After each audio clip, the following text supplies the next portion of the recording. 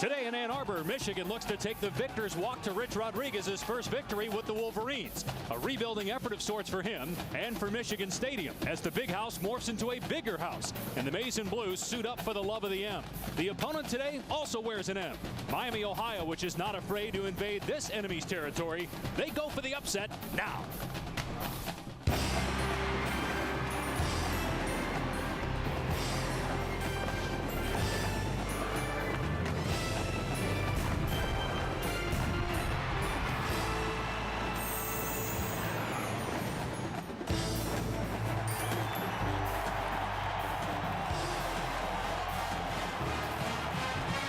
Absolutely perfect Saturday in Ann Arbor as the Wolverines look for their first win this season, taking on Miami, Ohio.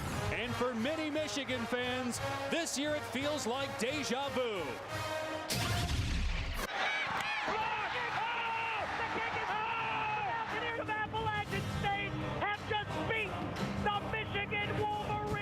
Time expires and that will do it. They're playing Utah, man. Utah. He beats Michigan 25-23 at the big house. Every week there's a new wrinkle to that loss to Appalachian State last year with Andre Ware. I'm Dave Pasch. It may feel like the same, but it's really not. Last year was a top 5 team with a lot of seniors. This group, young, adjusting to a new staff, new system. Yeah, it is. I mean, you can't lose as much experience as Michigan lost after last season to graduation and really not feel it. It didn't matter who was going to take over as the head coach of this program. They were going to feel the speed bumps. They felt one last week. There could be more down the road to come. After all, it is still Michigan. People expect them to beat a non-BCS school like Miami of Ohio, but it may not be easy today. Well, it may not be easy. Miami of Ohio may be better than you think. A lot of people had them winning the MAC, and then the other night, Thursday night, Vanderbilt actually dominated a South Carolina team. So Miami not that bad. They'll be ready to play today. Yeah, Miami lost to Vanderbilt week 1, and many thought Miami would win that game. So Rich Rodriguez in search of his first win at Michigan. Remember his first year at West Virginia, he was 3-8 and 6-1 in the Big East, or 1-6 in the Big East, and the next year went 6-1. Shane Montgomery in his 4th year at Miami of Ohio. Many folks call Miami the cradle of coaches with Ara Parseghian, Bo Schembechler, John Pont, Bill Mallory, and of course the late Randy Walker and Terry Hepner. So Michigan will kick it away. Brian Wright to boot it to Jamal Rogers and Chris Givens. Michigan is 23-0 all-time against the MAC. All those games here at Michigan Stadium. Over 100,000 in attendance again as we're underway in Ann Arbor. It'll be Rogers at the 4-yard line. And up around the 25 is where he's taken down. Daniel Raudabaugh, 12 touchdowns, 12 picks a year ago. He was the starter of the second half of the season. Last week against Vanderbilt threw 3 interceptions and only 1 touchdown. At the top of your television screen, you see the rest of the offensive starters for Miami, Ohio. Yeah, Daniel Raudabaugh, he's an interesting guy. Took over last year, has now started. This is his 12th game in a row. He averages about 223 yards per game. He's got 11 touchdowns to go with it. Still polishing up some things, but watching him in pregame, man, is he fundamentally sound from his feet all the way to his shoulders. Miami went 6-7, lost to Central Michigan in the MAC title game a year ago. Positive yardage on first down as they plow ahead for about 5. Thomas Merriweather averaged 6 yards a carry last week in the loss to Vanderbilt. On the call, starters on defense for Michigan up top. All 4 defensive linemen back, and Obi Eze, the leading tackler last week in the loss to Utah in the Big Ten, Defensive Player of the Week. There he is. Well, they're going to be tested by a big offensive line. They averaged 309 across the board for Miami, Ohio. So look for them to really try to establish Thomas Merriweather early in this game. It's not a small Miami team as they run Merriweather, and he bounces off of tacklers to the 34. Charles Stewart on the stop, very close to the first down marker.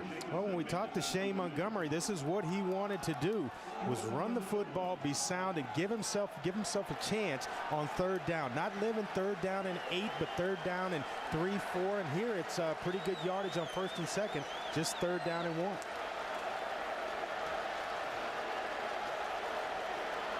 A total of 17 starters back from the Miami team that won its division in the MAC. On 3rd and 1, they'll try to run Merriweather, and Michigan all over it. Terrence Taylor, the outstanding nose tackle for the Wolverines, makes the play. Boy, just a little bit short. You see it early. Watch the penetration between the tackles right there, just up the field, and gets a tremendous push. It looked like it was Terrence Taylor, the senior nose tackle for Michigan. Got his pad level a little bit lower, and tremendous push, and able to disrupt things in the backfield. So 3 and out for Miami. Donovan Warren will receive the kick from Jake Richardson. Good punt. Warren fields it at the 10. There's a hole at the 15. And then Warren picked up and slammed down by the outstanding linebacker Clayton Mullins, the MAC Defensive Player of the Year. First start for Stephen Threet at quarterback for Michigan. He went to Georgia Tech after growing up in Adrian, Michigan, and then transferred after enrolling. He came in the third quarter last week, was 8 of 19 with a touchdown pass, replacing Nick Sheridan. And Rich Rodriguez told us yesterday that we'll see how it goes. If Threet plays well, he may play the whole game. Yeah, he's a highly recruited quarterback out of high school that you mentioned the fact went to Georgia Tech and then elected to come back close to home here at Michigan. The play fake and the toss, and a wide open man pulled in by Odoms inside the 40-yard line. They can't bring him down. Finally tackled at the 27.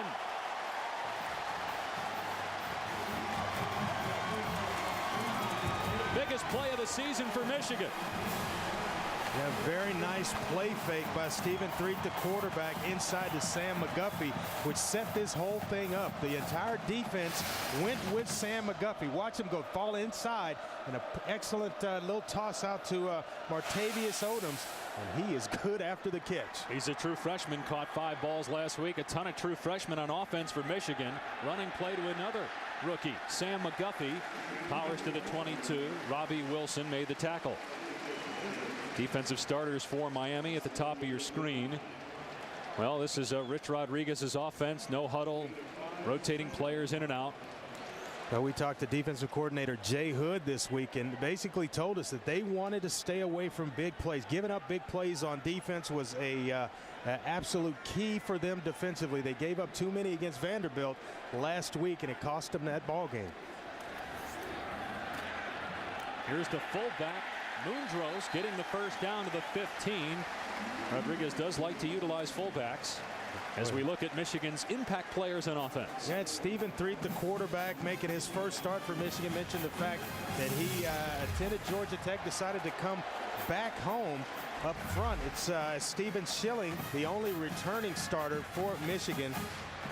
And then Sam McGuffey, over 3,100 yards and 44 touchdowns his junior season in high school. He's a Texas legend. Not playing today for Michigan, their leading returning receiver from last year, Greg Matthews, due to an ankle injury. Here's Threet on the run.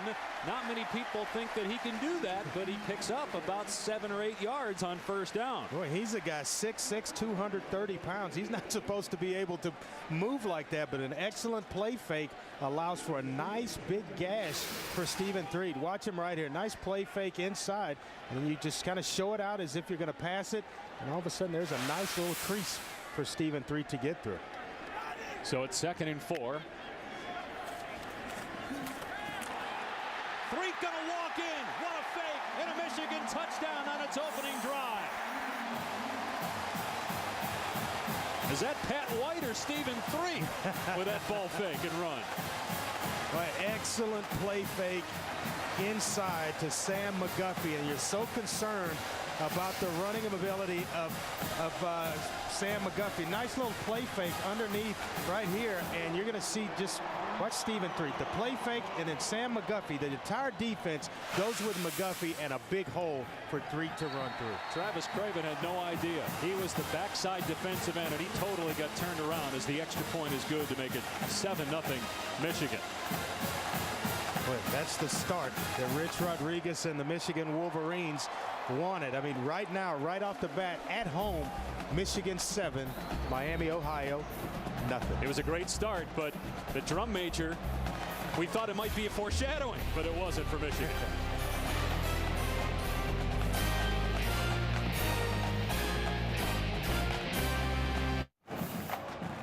So I guess you could say he's a Threet to run. Stephen Threet with a touchdown run after the beautiful ball fake, but it was that 50-yard pass play to Martavius Odoms on the first play from scrimmage. Maybe that just settled everybody down for Michigan. What a way to start, though. Your first start of the season, and what a way to go down the field. The coaching staff, they wanted to get off to this type of start.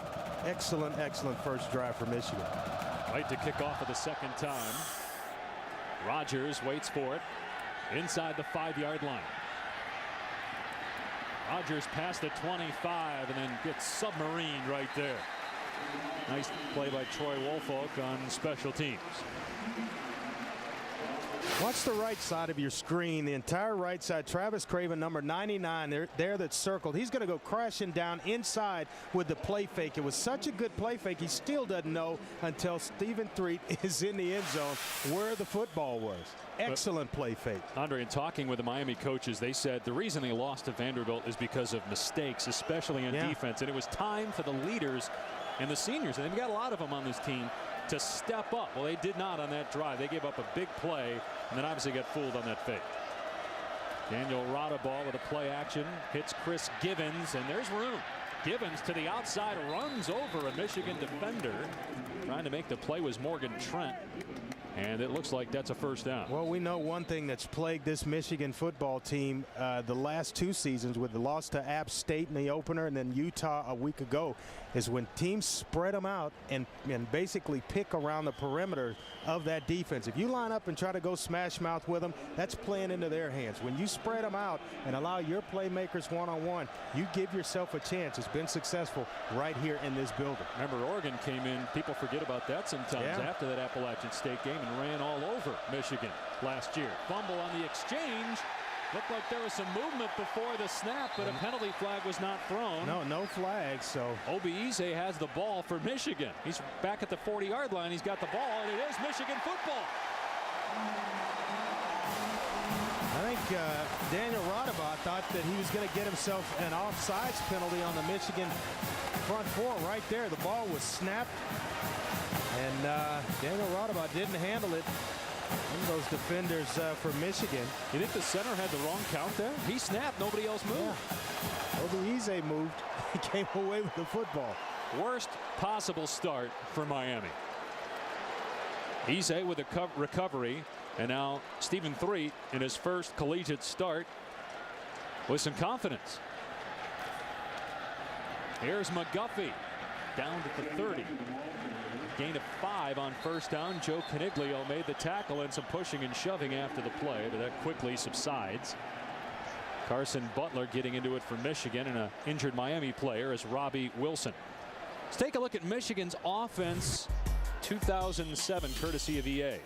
Well, this is this year's version of the offense, where they're going to the spread offense, basically showing the quarterback reads the defensive end. You have a run pass option pretty much on just about every play.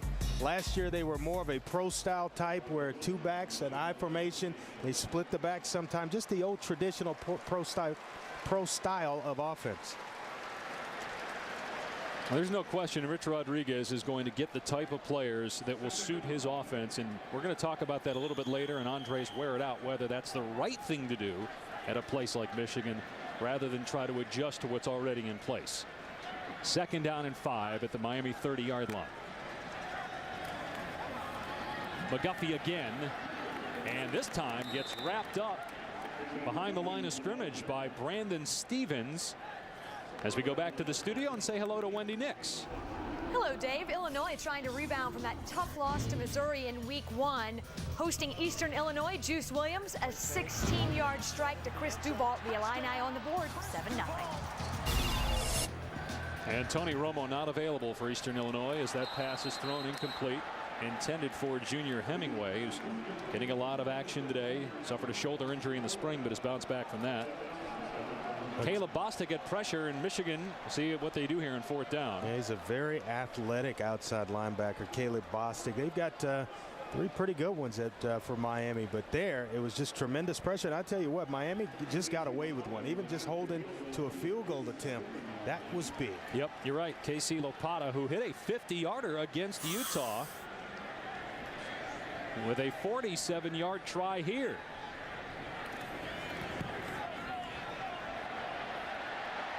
and it's good. 2 straight weeks. A long field goal by Lopata, 47 today, 50 last week. And it's 10-0 Michigan. Can Miami bounce back and do anything on offense? Find out when we return.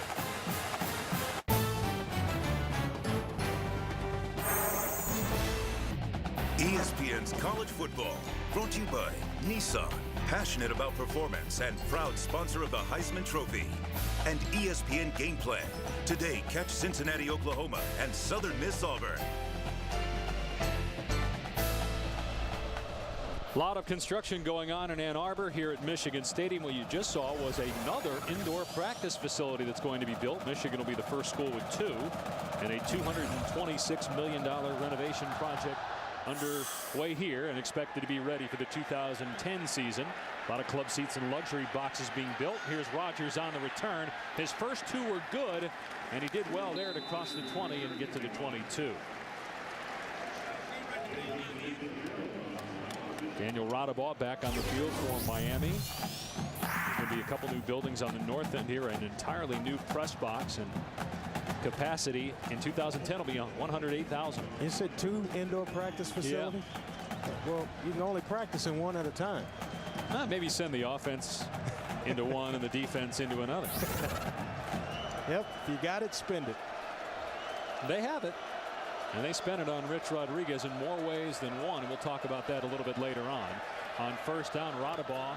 And you were noticing as he completes that pass to Dustin Woods, his arm strength as we were watching Radabaugh during warmups, and his accuracy as well. His accuracy is it's because of the fundamentals. His footwork is absolutely flawless. They're under him every pass that he makes.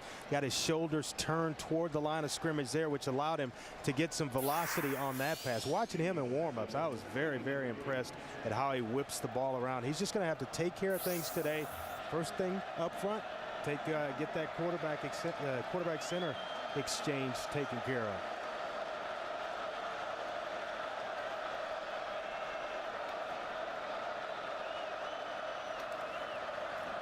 Here's Merriweather, grabbed from behind as Tim Jamison, the backside defensive end, was all over him. College football action kicks off on ESPN tonight. In the Sunshine State, it's Miami and Florida. College football primetime presented by Hampton Hotels at 8 Eastern. Florida a 3-touchdown favorite, but you were saying last week you think Miami's got a chance to at least be in the game. You still believe that? Well, I really believe it. I think they've got enough speed to stay on the field with Florida. They're going to be young. If they can overcome some mistakes, I think it'll be a good football game. Well, you got a redshirt freshman in Marv making his first appearance for Miami, having to do it in Gainesville as the pass is dropped by Jamal Rogers on 3rd down and 1. That would have been a first down, and now Miami has to punt the ball. 3 miserable offensive series for Miami. Here's the other Miami. Florida has not beaten the Hurricanes since 1985, but it's not a regular series like it used to be. Let me tell you something. When those two get together, just throw everything that's surrounding the game out and enjoy it. It will be a good football game. Another great punt by Richardson. That's the best thing going for Miami right now, as Donovan Warren is taken down short of the 20-yard line. Good kick coverage. Jordan Gafford leading the way for the Red Hawks.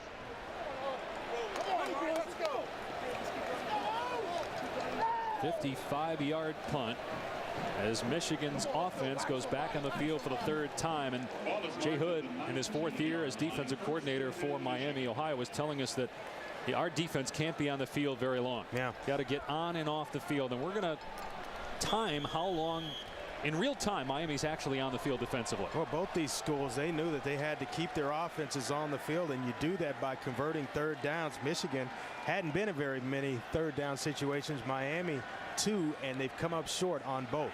Another true freshman in for Michigan, Michael Shaw at running back. Here's play action, and Threet going to try to dump it off. Mundros was the intended receiver, and Bostic on the coverage, as Miami has 3 terrific linebackers, all on the Butkus watch list. First time ever one school has had all 3 backers. Well, you know, when you run that no-huddle offense, it really spins a defense. That's why you want to get yourself on and off the field quickly. Otherwise, the big guys up front, all those linebackers chasing slot receivers around, they get a little bit winded. Though the coaches for Miami think that these guys are athletic enough and have the stamina to do that throughout the game. Here's Threet again with a beautiful fake on Bostic. What a move by Stephen Threet, showing that maybe he's a better athlete than he normally gets credit for. Robbie Wilson on the tackle as Threet is just a couple yards shy of the first down. What a nice play fake. It's the fake inside to McGuffey, and they're doing just enough with the running backs to kind of hold the defensive end inside, and that allows a guy like Stephen Threet to get out, but nobody expected that type of movement from him. And now they bring Kevin Grady into the game, and he'll get the call on third down, and he gets slammed down, but he may have fallen past the marker. He did. He was met by DJ Swabic in the hole, but then Grady just too powerful, and Rich Rodriguez, who suspended Grady for the first game after Grady got a DUI over the summer, said that they like the physicality of Grady and the option that he brings to the offense. Well, last week against Utah, they had basically no third down in short type situations. It was all third and long, third and mediums. Kind of nice to be able to bring in a guy like Grady to convert a first down for you. Michael Shaw loose in the secondary. Great block by the wide receiver Junior Hemingway downfield, and all the way to the 40-yard line is Michael Shaw. Well, it looks like Calvin McGee has gotten himself into a rhythm, calling plays already, their offensive coordinator, and they bring in Michael Shaw, a pair of fresh legs to turn this one up. Watch this right here. Nice blocking on the outside, securing things. David Mooseman, the right guard, is kind of securing the corner, allowing for Michael Shaw to turn that one upfield. 30-yard running play. And another play on Miami's side of the field. 5.5 to go in the first quarter. Another missed tackle by Miami. Shaw loose again, all the way to the 25 for 15 yards. Michigan just gashing Miami. I mean, this is vintage Rich Rodriguez right now. I'm kind of surprised because last week they had a couple of hiccups with young players making mistakes. They seem to have gotten those ironed out, and they always say you make the most progress from the first game to the second one. It's showing up for Michigan. Now, Rich Rodriguez, very successful at West Virginia in 7 years, played in 2 BCS games. Threet on the toss finds Martavius Odoms, and he's tackled by Jeff Thompson. And of course, Rodriguez leaving under controversial circumstances at West Virginia, and he said that still gets some hate mail and has family back in West Virginia who get that as well. And of course, we'll go more in depth on what happened in Rodriguez's conversion from a Mountaineer to a Wolverine as we go along here today. Here's Threet on second down. Look at that time. Wide open, and the pass overthrown, intended for Martavius Odoms.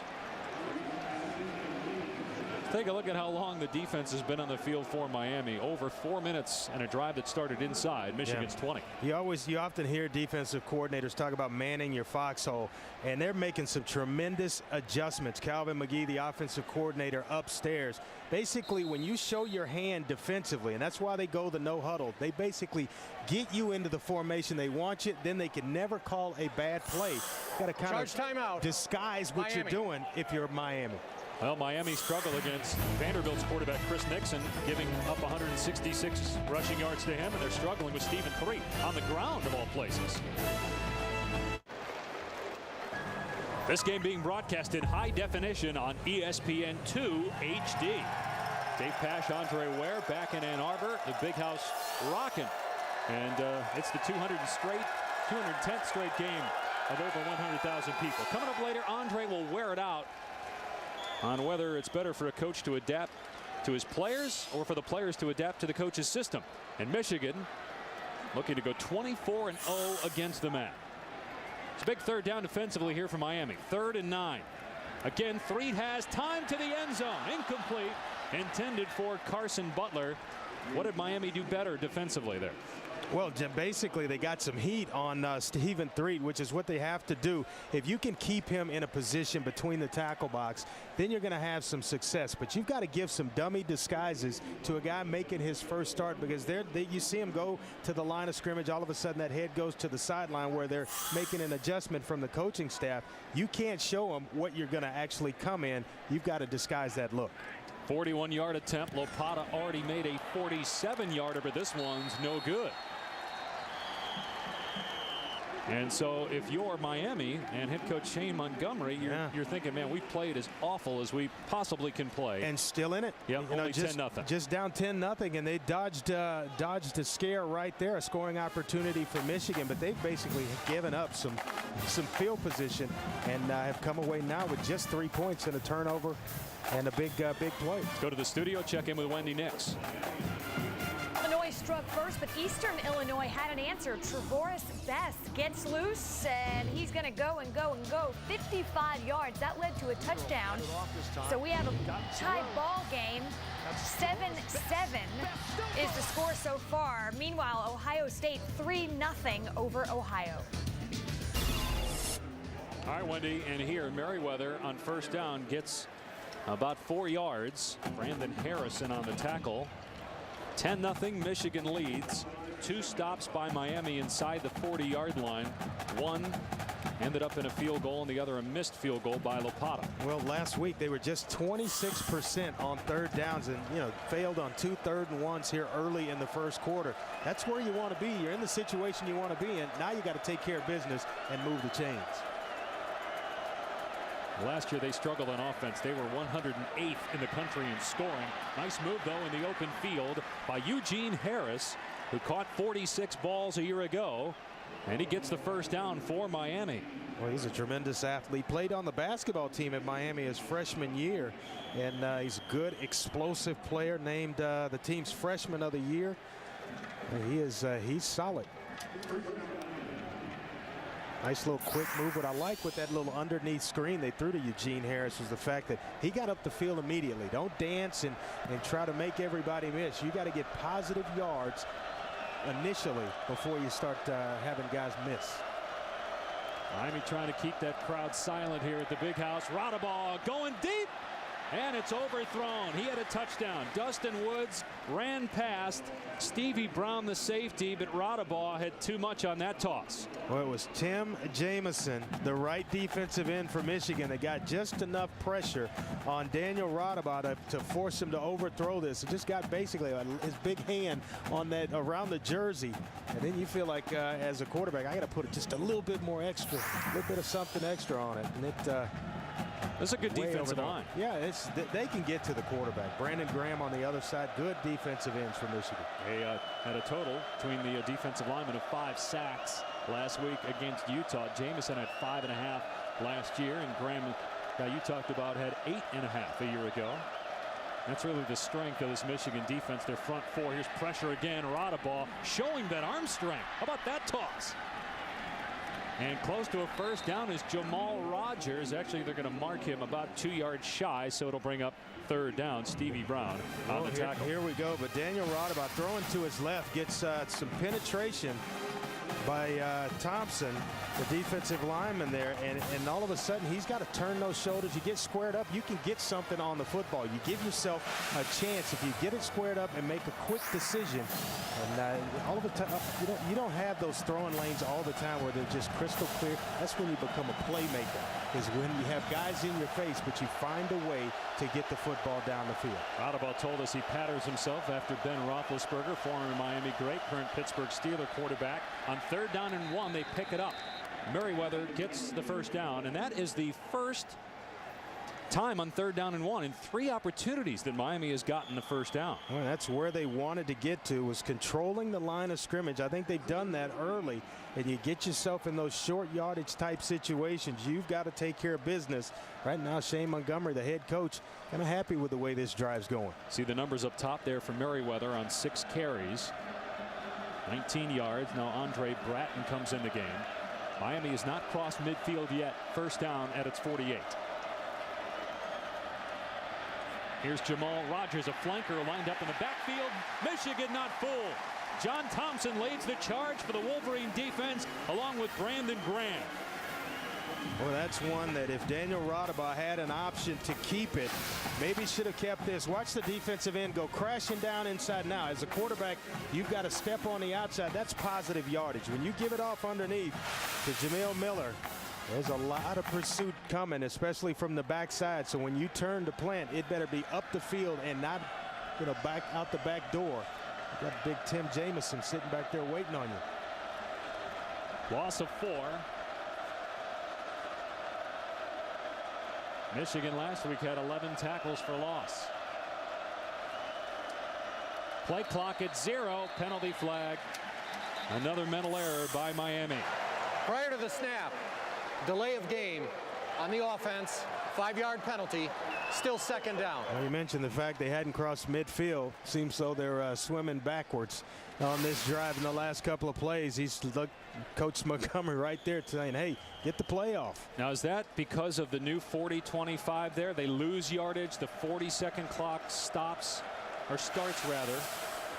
Sometimes after a loss of yards like that, it takes a coach a little bit longer to get through that play sheet to get the play called in. Now because of a dead ball, it's a 25-second play clock. You see that up top. It was at 7 when they snapped it. Bratton tried to take a defender head on, Jonas Mouton, and Mouton, a sophomore from Los Angeles, sticks him at the 40-yard line. It'll bring up 3rd down and 18. 40-second play clock after each play, with the exception of administrative stoppages, and then it'll restart after an out-of-bounds play once the ball is respotted, except the last 2 minutes of a half. First quarter dominated by the home team. Michigan trying to avoid its second straight 0-2 start. See if the Wolverines can keep it going in the second quarter. They lead Miami 10-0 after 1 at the Big House.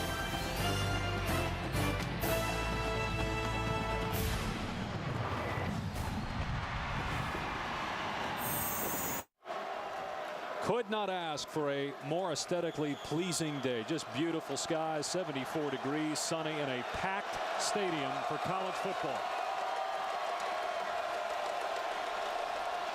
Miami with a big 3rd down here, 3rd and 18, trailing 10-0 as we start the second quarter.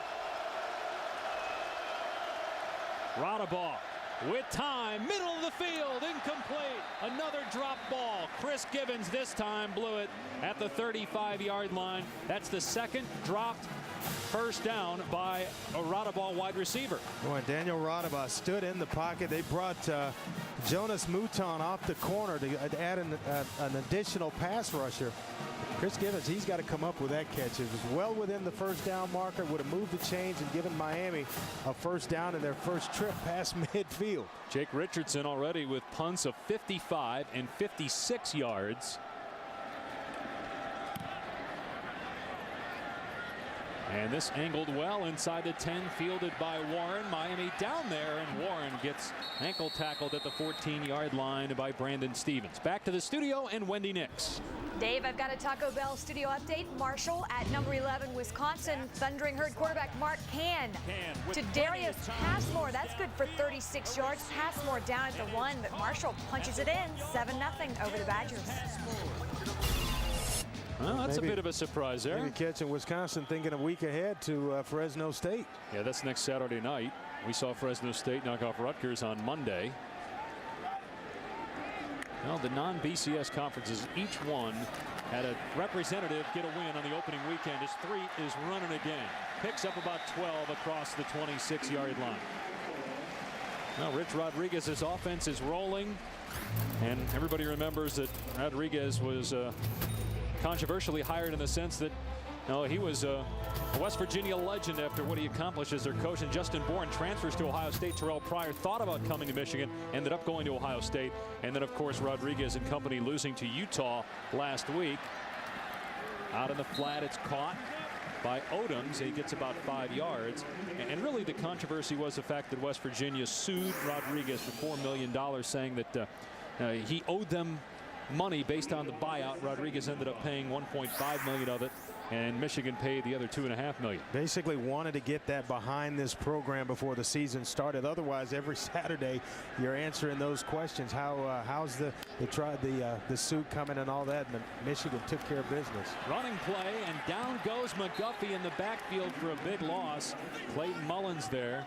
Well, Rodriguez was accused by West Virginia officials of deleting player files. Rodriguez has denied those charges and has said that he felt that the whole truth has not been told, but he didn't want to go into it. He's moving past what took place there and feels he'll be at Michigan a long time.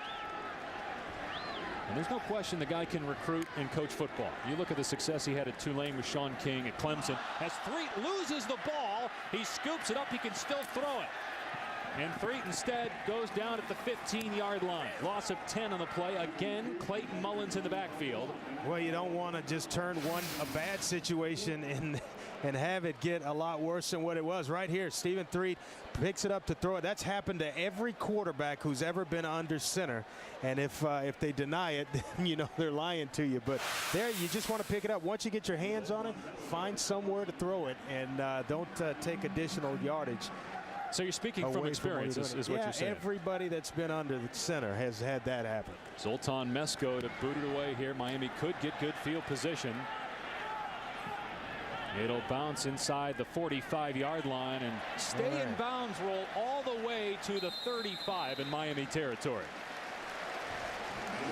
Great kick by Zoltan Mesko. Miami's offense on the field when we return to Ann Arbor. A perfect day in September for college football.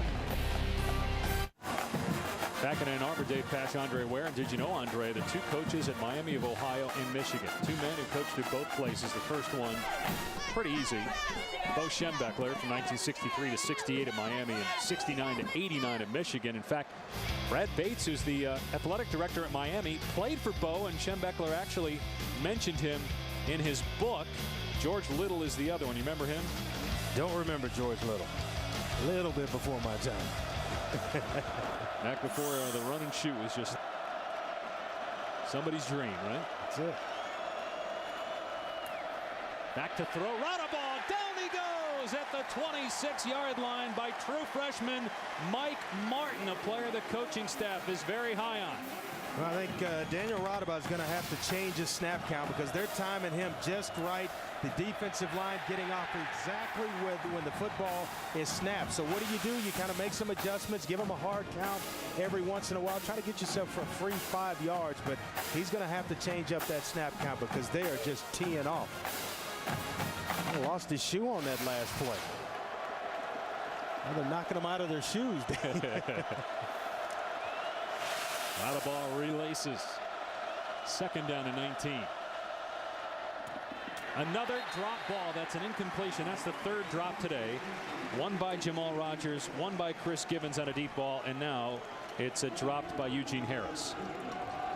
Michigan leading 10-0 early second quarter. Miami has really struggled. A lot of mental errors so far in this game here at Michigan Stadium. Score could be a lot worse than 10-zip. Yeah. No doubt about it. I think they're just overwhelmed with the environment, to be quite honest. I was telling you that, you know, when I played and you go into an environment like this where a lot of people, a lot of huge crowd, the rule was to never look up. You know, stay focused on what you want to do as a player. And it seems though right now Michigan's got Miami a little bit intimidated. They look a little bit shaky by what's going on here so far. A lot of these guys have not been in this kind of an environment as players, as that pass is tipped and nearly intercepted. It was tipped, and then Stevie Brown almost picked it off. Should have picked it off. Fourth down and 19.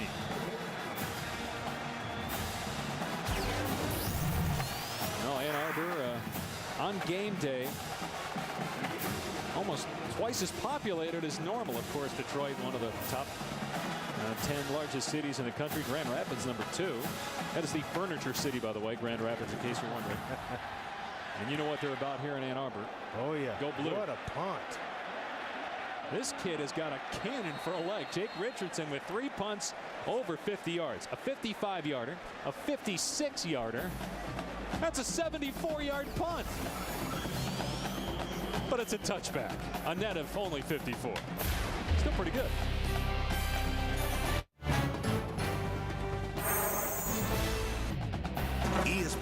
college football. Brought to you by Jack Link's Beef Jerky. Feed your wild side.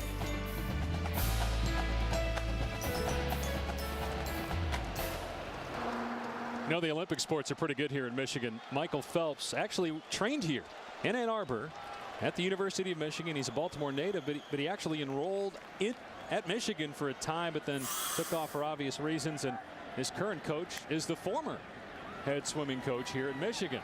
Michigan football, and a toss to Tony Clemens, and he'll lose yardage, wrapped up 3 yards shy of the original marker. Jeff Thompson on the tackle. You know, we talked with Rich Rodriguez yesterday about what it's like for his players to adjust to a new system.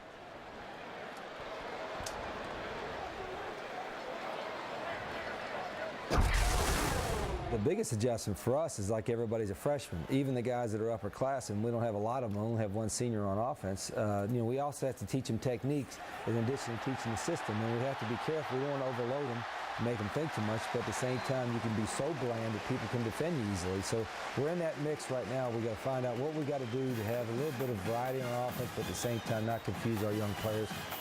Well, their offense looks pretty good right now. Yes. Sam McGuffey, a true freshman, rips off another one to the 40-yard line. Yeah, he's just getting started. The kid rushed for over 3,100 yards and 44 touchdowns his junior season at Cy-Fair High School in Texas. Correction at the 37. This time McGuffey wrapped up. Travis Craven was fooled earlier in the game, but not that time. Makes the play at the point of attack. Well, they've looked pretty good on first down of getting Michigan into a situation where it's 2nd and long. And talking to Jay Hood, that's what he wanted to do. He wanted to stop the run on first down and then bring some zone pressure on 2nd and long, 3rd down and long. You just got to take care of business once you get them out of first down. There's that check to the sideline. Calvin McGee, the offensive coordinator, will call down the play. It'll be signaled in as 3 finds Michael Shaw out of the backfield, and Craven there again. Joey Hudson, the middle linebacker, also there. Gain of about 3. It'll bring up 3rd down. How long do you think it takes for players to adapt to a new system when you're used to doing it pro style? Michigan's offense was in the past, trying to adjust. How long would you give the players? Well, I think it's going to take a while, especially this group of players. They've been in it for a spring and now a fall camp, so they're somewhat adjusted, but it still takes a little bit of time. I'll say at least another 2 or 3 games before they know exactly what they're doing in this system. Here's 3 on 3rd down and 7, and that pass gets deflected at the line and incomplete, and Michigan will punt the ball. And going back to your point is that, you know, you can do it in practice, but all of a sudden game speed changes that learning curve, so to speak. It's one thing of doing it in practice. When you can line up and you get it wrong, you can do it over again. You don't get the do-overs on game day. Sean Redwine with a deflection at the line for Miami. And that's what Rich Rodriguez wanted to find out. These guys, they're picking up okay in practice, but how are they going to do when the bullets are live, so to speak? Is that's a short kick. Eugene Harris waiting for it, and it goes out of bounds inside the 20-yard line. Time now for Wear It Out, the 3rd edition of this new invention here on our Big Ten crew. And liked it there. Like it. Wear it out. Andre, Rich Rodriguez, we talked about adjusting. An adjustment for the players. Is it easier for him to adjust or for the players to adjust? I think it's easier for him to adjust to what the players that are already at Michigan are already in the cupboard, so to speak, and you have to adjust there. When you go into a program, if it's more running backs and that's the strength of your football team, you adjust and you run the football. When it's more receivers that have the talent, you're going to adjust there. But overall, he's going to have to bring in players that fit this system, and that's going to take some time for Michigan. Rodabaugh on the roll-off. They told us they wanted to move the pocket a bit. Rodabaugh with a nice throw, and it's a 1st down catch by Chris Givens. Well, he has tweaked his offense in the past a little bit when he was at Tulane. You see what they did in their 2nd year with Sean King, and that's really how this offense is. It's more molded after the Sean King, Rich Rodriguez spread than what maybe Pat White had at West Virginia. Which was basically a predominantly, you dominated it through the air, throwing the football when Sean King, and they went undefeated one year when Rich Rodriguez was there as the offensive coordinator. That's what we thought this team would resemble. Merriweather on the carry, and he has the first down. But it looks as though they've gone back with Stephen Threet and his surprise with his ability to run the football. It's given him kind of a change of pace, and he's able to do more of the things this week that he did at West Virginia than against Utah. The spread is obviously in vogue in college football and some now in the NFL. How similar is it to run and shoot what you did at Houston? Well, it's totally different. There were no zone reads in a guy. First of all, we never took a snap out of the shotgun. Totally different in that regard. More timing from the run and shoot than what you do in Rich's offense, the spread here at Michigan. On first down, Merriweather can't get outside. Wrestled down by Ryan Van Bergen. Let's go to the studio. Here's Wendy Nix. Well, Dave, Marshall in Wisconsin, Thundering Herd quarterback Mark Cann, the tight end screen to Lee Smith. He's down at the goal line. He will be, but Marshall would punch it in to make it 14-0. P.J. Hill has since put one in, though, to make it a deficit of 7. Wow, how about that? Wisconsin. P.J. Hill had a good game last week. It was a little slow start for them. There's some unknown there, too, with the new quarterback. Tyler Donovan no longer at Wisconsin. Everybody kind of ironing through some questions early in the season. Stephen Threet has ironed it out pretty well so far, other than maybe 1 or 2 mistakes. Here's a little shovel pass to Jamal Rogers. He gets banged down at the 37-yard line by Mouton. You know, people made a big deal about Rich Rodriguez coming in and bringing the spread offense in, but it's been in the Big Ten for a while now. Purdue runs it differently, but Illinois, Northwestern. Yeah, that's the passing version of it. When you look at a team like Purdue, spread you out and throw the football with Curtis Painter all over the park. Then at Illinois, it's more run dominated than it is pass. Though Juice Williams throwing the ball around a little bit more this season than he has in the past. As they get confidence in you, they open that playbook up a little bit more. And people sometimes mistakenly think it's a running offense, but remember when Illinois beat Ohio State, as that pass is pulled in by Rogers for a Miami first down. Juice Williams threw 4 touchdown passes. It was actually the pass game that beat Ohio State for Illinois out of the spread last year. College football action continuing on ESPN later today. And speaking of Rich Rodriguez's former team, West Virginia, it'll take on a school that we just saw upset Virginia Tech. That would be East Carolina, and that game is in Greenville. College football presented by Cars.com at 4:30 Eastern. I think it's going to be a stiff test for both coaches in that one. East Carolina, we are set to have a fantastic season this year. Rodaball looking deep. He's got the arm to make the throw, and what a grab inside the 10. Dustin Woods pulls it in. First down, Miami. Well, Daniel Rodaball, we said fundamentals would get you through it. It allows him to be accurate. He unleashes this baby down the sideline to Dustin Woods, who is their fastest player on the team. Watch this. He steps right into the throw, even with a guy in his lap, and never really having to break stride. Dustin Woods, nice throw, better grab. Miami right back in this football game. Morgan Trent on the coverage, and it was not bad coverage. As bad as Miami has looked, they got a chance to be within a field goal. Merriweather plows between the tackles. Good hard run to about the 6. 3 yards there. John Thompson on the stop. Woods had off-season shoulder injury and did not participate in the spring. Coaches told us he was the deep threat, and they found him there. Yeah, their fastest player mentioned that, and he got behind Morgan Trent. There'll be some respect the next time he lines up opposite Morgan Trent, because the kid can flat out fly. Well, look here for Shane Montgomery to maybe bootleg with Daniel Rodaball. Same as though they did with Stephen Threet. Don't really respect his ability to run, but they are selling out on the play fake. All he's got to do is pull it, and he's wide open. Instead, they fumble the exchange for the second time. Rodaball does recover. The last time Michigan recovered. Mental errors right now. What is killing Miami? But again, it's 3rd down and goal. Still an opportunity to make something happen here. Coach will always tell you, before we can run anything, we got to get the snap. Quarterback center exchange, and don't know what's going on there. They like to pull their center a little bit in this offense to get out front, lead around the corner at times. And maybe Daniel Rodaball is either pulling out a little bit early. The center may be snapping it up a little bit short. Got to get that sorted out.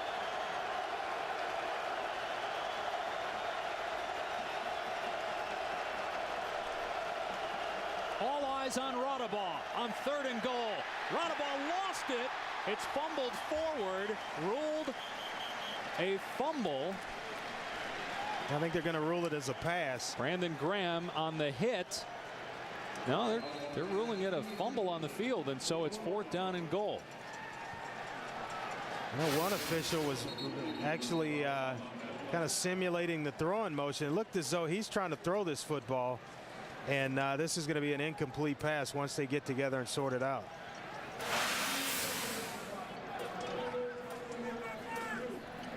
And they did rule it an incomplete pass, and that's the right call. And now it's 4th down and goal, and Miami will attempt a field goal. A golden opportunity wasted here to get more points.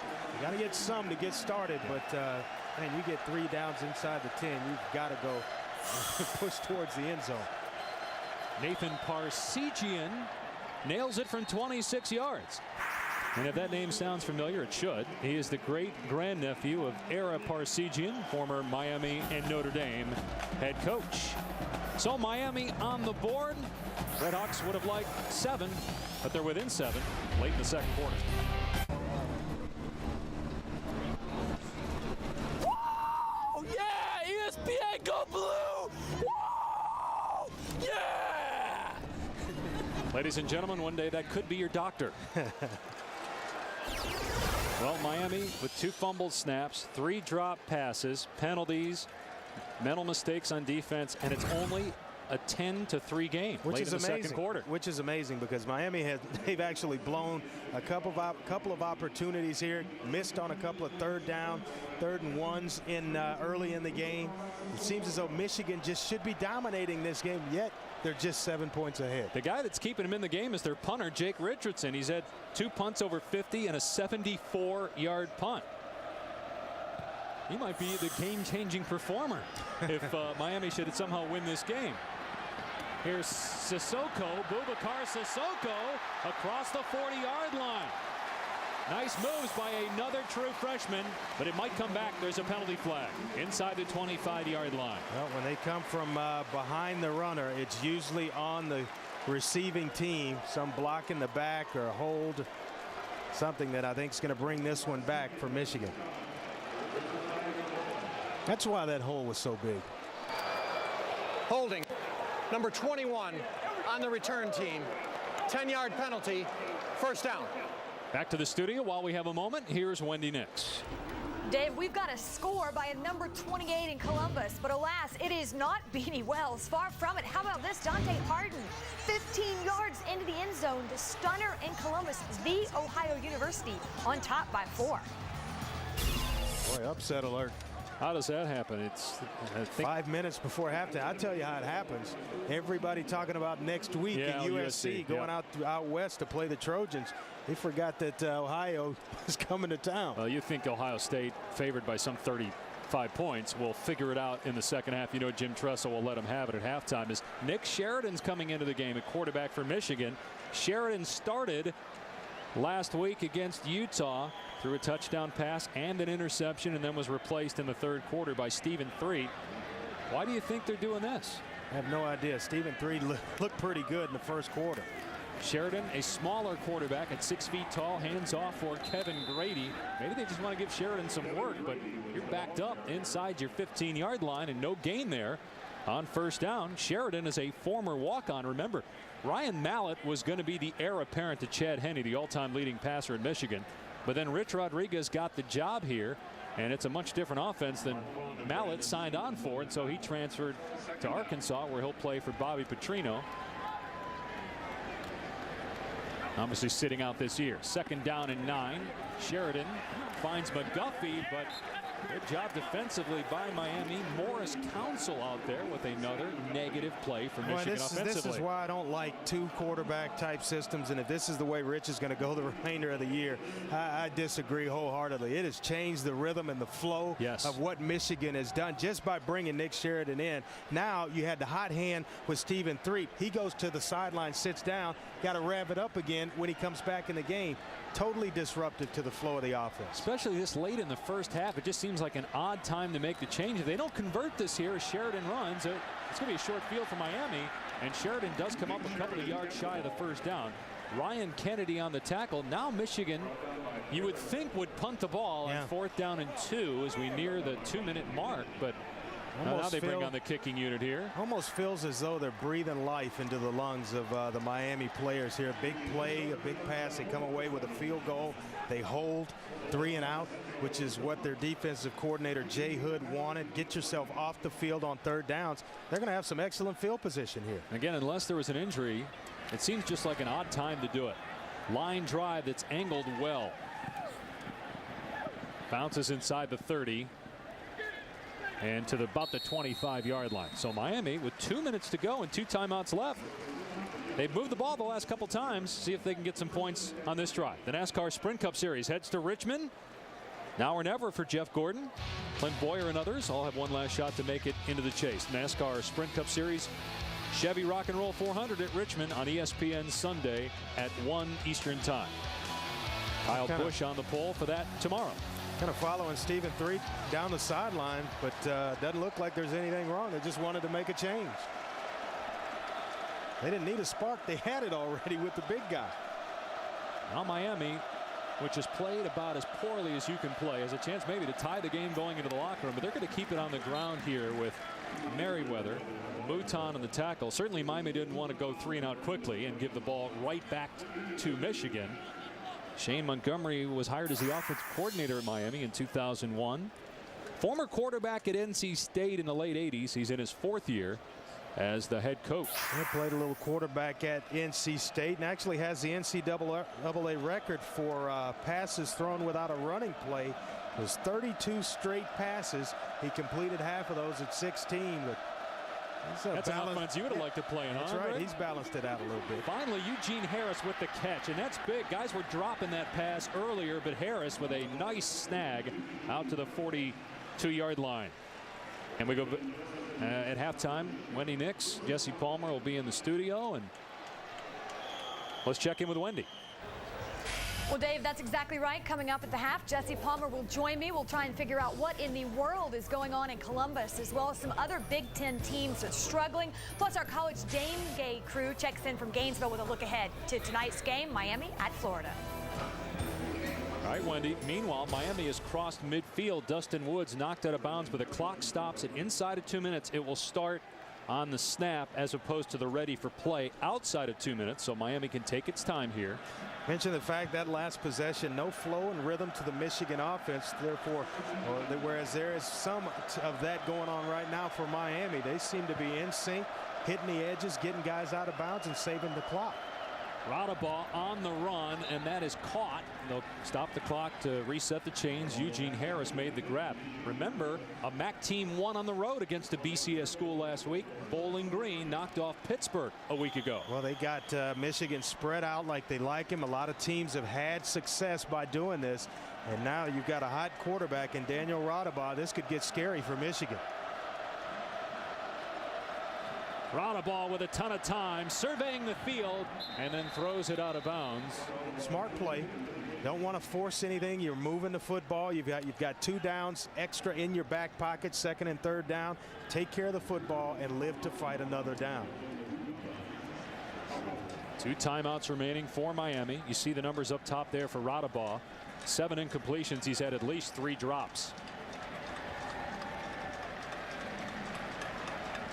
Scott Schaefer in his first year as the defensive coordinator, coming over from Stanford.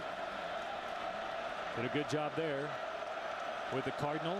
He's a MAC guy. Yeah, spent a lot of time at Western Michigan. 8 years at Northern Illinois as well. Radabaugh running on 2nd down, and a great play by Will Johnson. Otherwise, that might have been a big gain. And Miami will use one of its timeouts, and there is an offensive lineman down. It's the right tackle, Bob Gully. Miami with 23 seconds left. See if the Redhawks can get some points to end the half when we come back.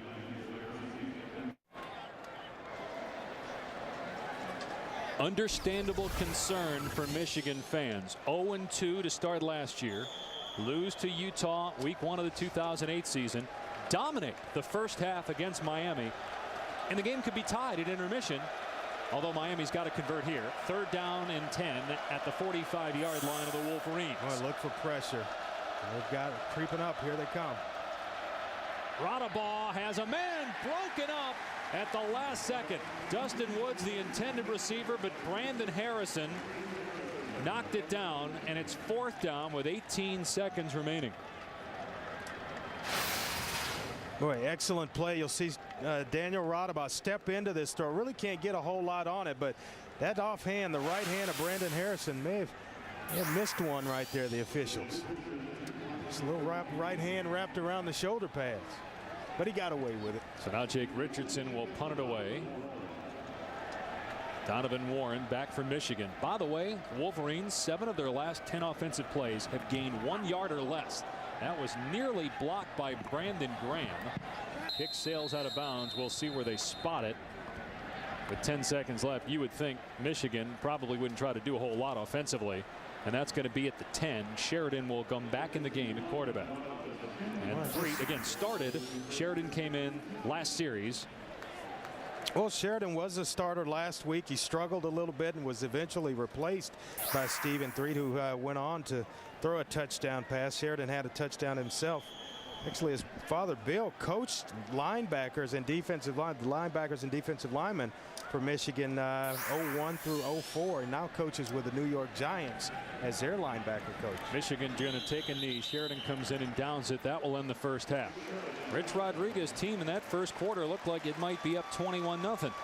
Instead, it's 10-3, and it's not because Michigan's made mistakes. 7-point game at halftime. The MAC showing up well again as we go back to the studio in Wendy Nix. Threet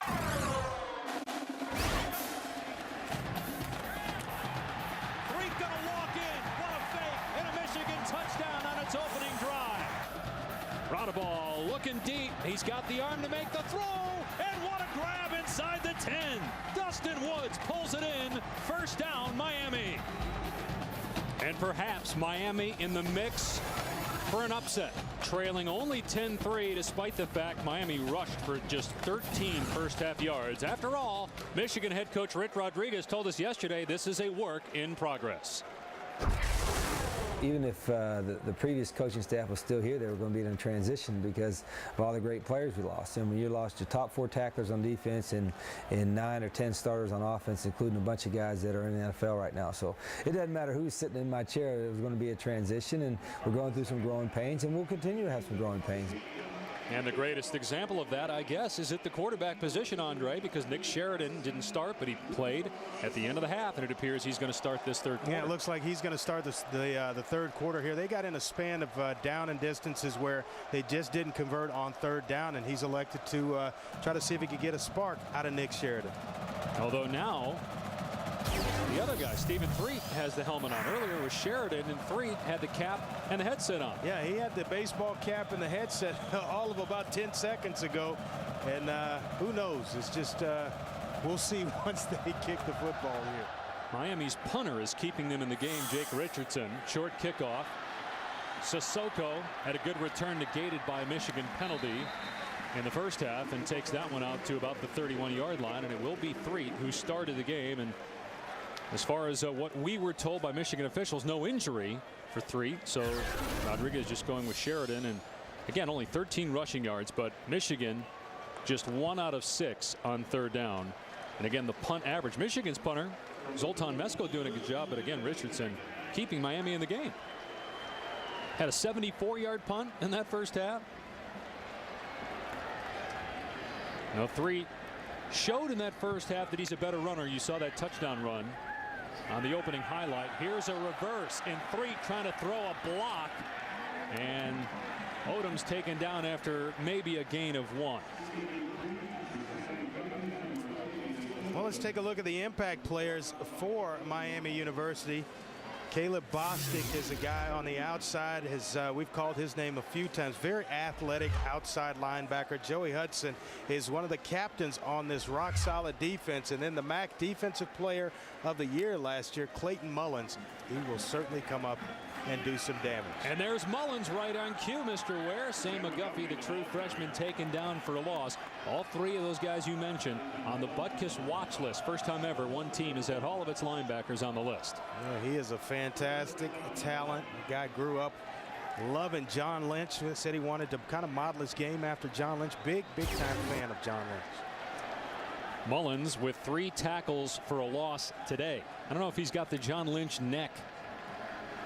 3rd down and 11. And 3 overthrows Hemingway, who is open. Incomplete. 3 and out for Michigan's offense on its first possession of the second half. Joe Coniglio actually got in there and caused Stephen 3 to throw this one out of rhythm. Really couldn't step into the throw, and you get all arm on it. It's going to sail on you. To their credit, Jay Hood, the defensive coordinator, has come up with a plan for Miami that's going to stop this Michigan offense. They came out, we thought we were getting ready to see a track meet, and it's been halted. Mesko hangs that one up there. Eugene Harris from the 25 makes one man miss, and then the cavalry comes for Michigan, and they get him down to the 33-yard line. Well, Daniel Rodabaugh showed in the first half that he can throw it, and if he gets hot and guys catch the ball, they had 3 drops in the first half. It's going to be an interesting second half because Miami has shown it's got some talent. Yep, officially 12 of 20 in the first half, 127 yards, but you mentioned the 3 drops for Daniel Rodabaugh. He got a hot hand in that second quarter and got going and started hitting some guys in stride. A big pass to Dustin Woods that you saw coming out of halftime. See if he can remain hot. They're going to try to run the ball, something they couldn't do in the first half, and Merriweather gets maybe 2 to the 36. John Thompson on the stop. Rich Rodriguez seeking his first win as Michigan head coach. Wolverines trying to avoid back-to-back 0-2 starts. Although last year Michigan ran off 8 straight wins after that 0-2 start, ended up beating Florida in the Capital One Bowl to win 9 games before Lloyd Carr retired. Well, they averaged 309 up front for Miami, but they're just getting pushed around a little bit by that front 4 of Michigan. There, John Thompson, the middle linebacker, in on a play, and we've seen Tim Jamison in. Terrence Taylor getting tremendous push up front. They're going to run the ball again, and maybe 2 yards on that carry. Tim Jamison made the tackle there on Merriweather, so 3rd down coming up. And if you're Miami, you don't want to give it right back to Michigan after the Wolverines went 3 and out. No, but this is a manageable situation. When you talk about 3rd and 5, you want to live in third medium to short. And this is right on cue with Shane Montgomery, what he wants to do for this football team offensively. But now the objective is to convert on 3rd down once you get to the position you want to be in. Just 25% on 3rd down. Conversion rate in the first half. Rodabaugh's pass pulled in. First down Miami. Rodgers inside the 40. That pass was very close to being intercepted, but because the corner jumped the route, Rodgers had running room and takes it to the 36-yard line. Actually, in the middle of the screen, you're going to see Stevie Brown, the safety. They go to a nickel package, and Jamal Roberts right here. Nice move, setting the defender inside, and a well-thrown football. Look at the placement there. Any further inside, and Stevie Brown's going to knock it down. And I like to run after the catch. The presence in mind to get those shoulder pads turned north and south and get some positive yards.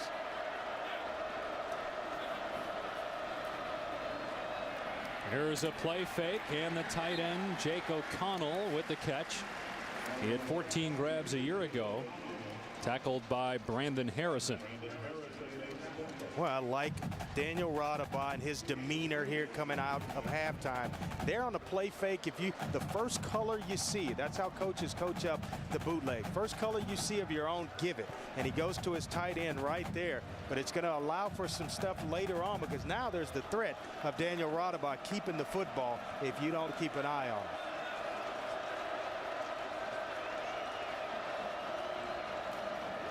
Merriweather, a huge hole, and Merriweather takes it inside the 30 to the 28. About 5 there. Charles Stewart on the stop. 3rd down and short coming up. Well, you complete a pass or 2. The nice little pass to the tight end. The shot to Jamal Rodgers. Now you loosen that defense up a little bit. A couple of creases there for Thomas Merriweather. 9 starters back. for Miami in offense after a season in which it went 5-2 in the MAC, made it to the MAC title game, winning their 4th Eastern Division title in 5 years.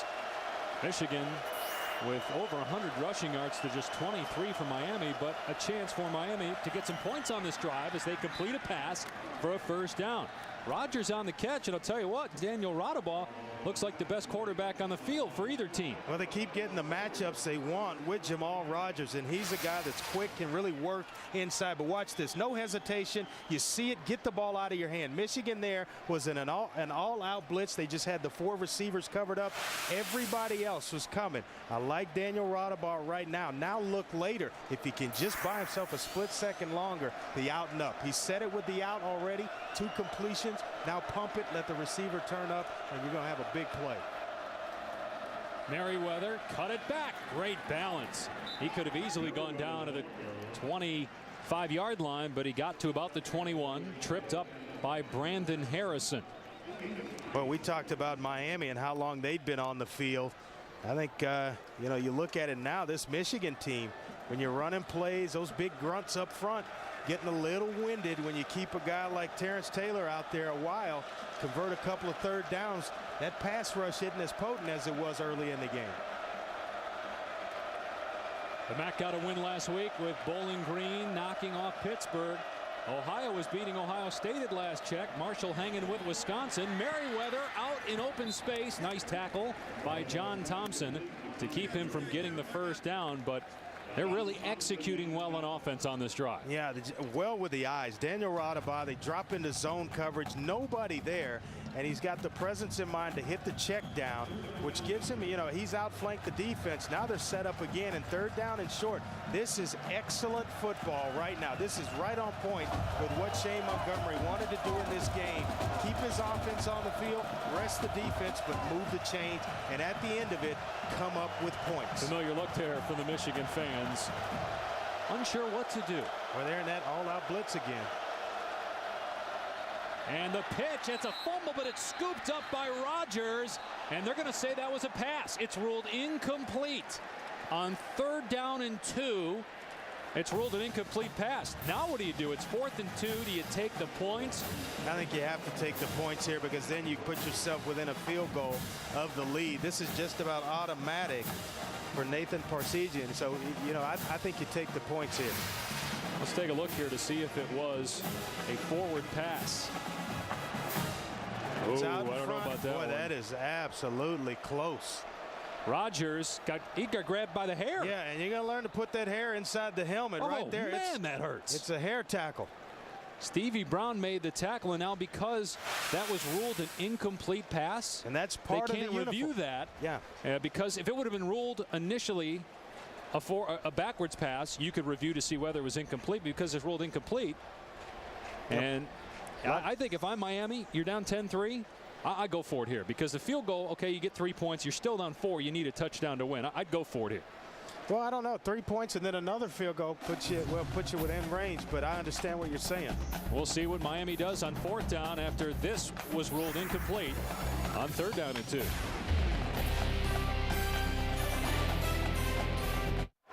Well, we're trying to get, as we're back here in Michigan, an explanation because according to Rule 12G, a pass ruled forward or backward when thrown from behind the line of scrimmage is reviewable, except if it's ruled forward and is incomplete, the play is not reviewable. I just read to you exactly from the rule book, but apparently they are looking at this to see whether it was a backwards pass as opposed to a forward pass. Well, this one looks as though it's a backward pass. You're going to see right here Daniel Radabaugh as he just tries to flip it. Actually, it's just a little flip. They rule it an incomplete pass. That is close. After review, the pass was backward. It had been ruled forward on the field. The whistle had blown. By rule, we will repeat 3rd down. So there you go. So why even spend all that time to look at the play? It's an incomplete pass. You can't review it. Why sit there and spend all that time looking at that? Unless they're looking to see as well what was on the clock. How much time should be on the clock because it was an incompletion, and originally the clock kept rolling. The officials there had to, and actually they're replaying 3rd down. So here we go.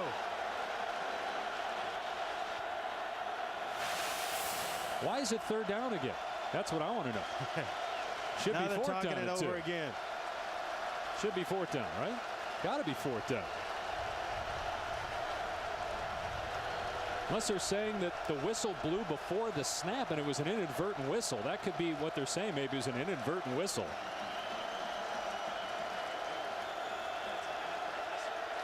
So I guess they're saying it's an inadvertent whistle, so they redo 3rd down. Well, Miami gets a break here. 3rd down and 2. Merriweather in the backfield. Merriweather appears to have the 1st down. He does. 1st down, Miami inside the 14-yard line. You're Rich Rodriguez right now. You're going to be irate at the fact that the ruling was an inadvertent whistle and you get a do-over. Yeah, and that's exactly what it was, an inadvertent whistle, which causes basically the entire play to kind of be thrown out. You get the do-over. You had the stop. You'd rather the officials not go to the replay and to see and sort things out. But that's tough. That's a tough one. Let's see if this comes back to haunt Michigan here. I mean, Miami, Ohio's been in this position before and haven't been able to come up with points. 10th play of the drive. Merriweather tripped up after maybe 2 to the 11-yard line. Yeah, Jonas Mouton actually stopped him and made him go back inside for basically no gain. But right here, you're condensing things down. You're playing right into the hands of the Wolverines. This is where they live and like to play football, in a condensed little boxed area where they can knock you off the football and basically create a new offensive line or a line of scrimmage. Right here, I'd keep them spread out and let it rip. Which is exactly what Shane Montgomery is doing here.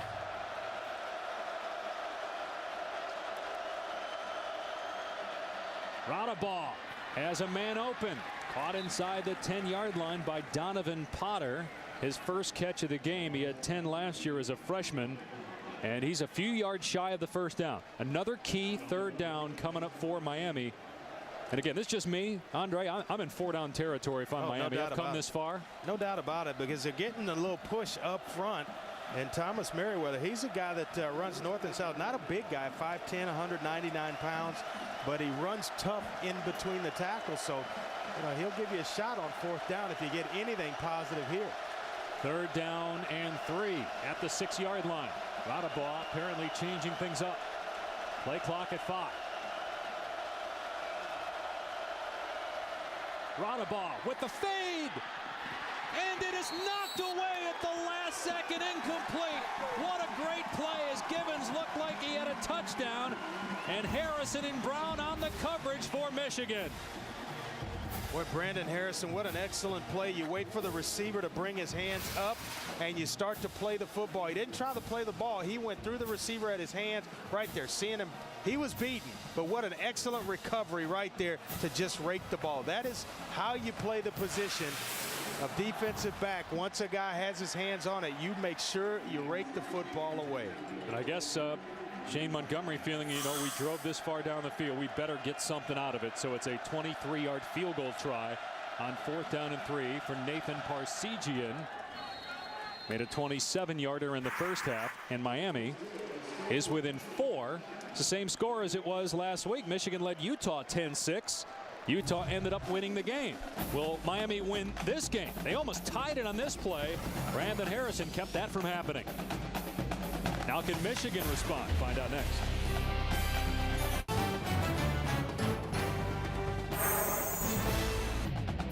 ESPN's College Football, brought to you by Chrysler. The way our vehicles come together is what sets us apart. Back in Ann Arbor. Quiet on the Michigan campus because everybody that lives here or attends Michigan is here at the Big House. Over 100,000 again for a 10-6 ball game.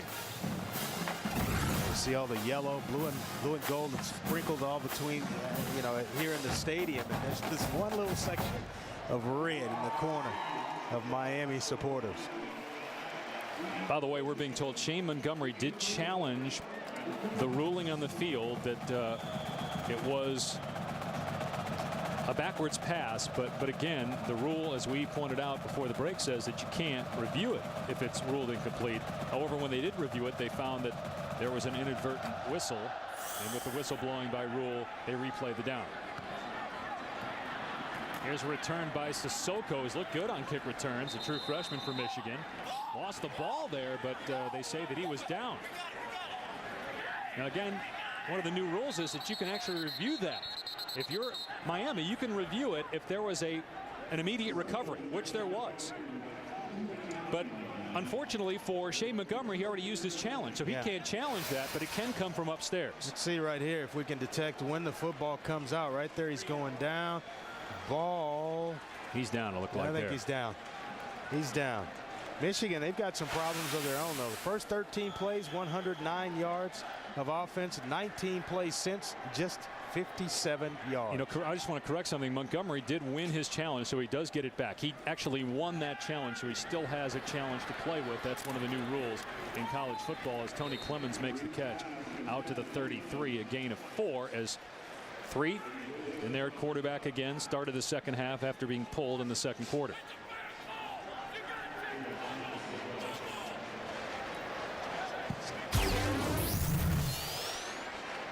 Look what's happened since a hot start for Michigan, averaging just 3 yards a play in their last 20 plays from scrimmage. Well, it's been tough going. Running game really not there for the Wolverines today since the first drive.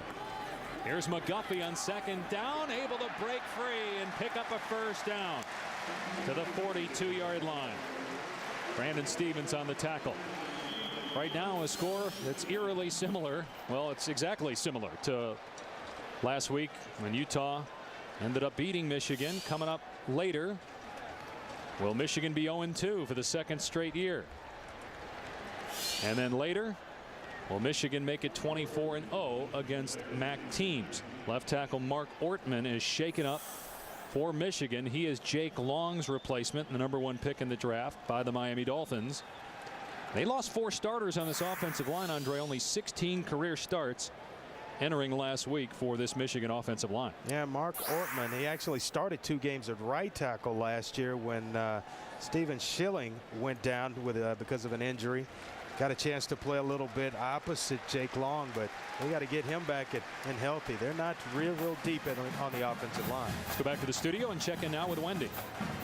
Dave, an early upset alert from Columbus. This game on ESPN. Check out the bad snap over Todd Beckman's head into the end zone. It's recovered by Ohio's Curtis Myers, and Ohio takes the 14-6 lead over the #3 Buckeyes. Wow. Boy, that would be a big win for that program. I mean, based on the fact that Ohio State, according to many, is going to be the national champion this year as McGuffey gets up to, or McGuffey rather, gets up to the 45-yard line for a gain of about 2 yards. If Ohio somehow wins that game, is that bigger than Appalachian State beating Michigan last year? I think it ranks right up there, but it's a good football program. They went to a bowl game a season ago, not last year, but the year before. So that's a tough situation. But going into the horseshoe, they're in a dogfight. I mean, it's a long way from being over, but if Ohio somehow wins that game, based on the fact that Appalachian State, granted, isn't in the same division, they're in the football championship subdivision, but they're a 3-time national champ. I mean, you wonder, is Ohio beating Ohio State a bigger upset? Good job by the defensive Miami, Ohio. Sam McGuffey taken down after minimal gain will bring up 3rd down and long. I mean, Marshall was hanging with Wisconsin. We saw the upsets last week. Is this more than you thought you'd see? You know, it's faster than I thought. You knew with the scholarship limits in place that you would have these type of games, but now it seems like every weekend we're talking 2, 3, 4 teams that are being upset. And the fact that these games are close, and there were some non-upsets last week, but close. Arkansas against Western Illinois, North Carolina barely beating McNeese State. Breed's pass, and a player went out of bounds for Michigan. You can come back in if you're blocked out immediately, and that's why there's no penalty flag. He came right back in play, Daryl Stoneham did. Here are the upsets from this year, continuing the trend from last year, including Louisiana Tech beating Mississippi State. Big one there. Bowling Green defeats Pitt. Everybody thought, a lot of people thought that Pitt was going to really turn the corner this year. They get off to a bad start. You get Arkansas State going into Kyle Field and defeating the Aggies of Texas A&M. Tough start for some programs. Mesco hangs that one inside the 10-yard line. It'll bounce at the 2 and go into the end zone.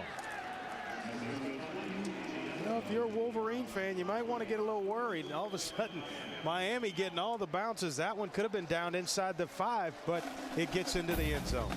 It's enough to make your head shake. Not only if you're a Michigan fan, but an Ohio State fan in trouble at home against Ohio.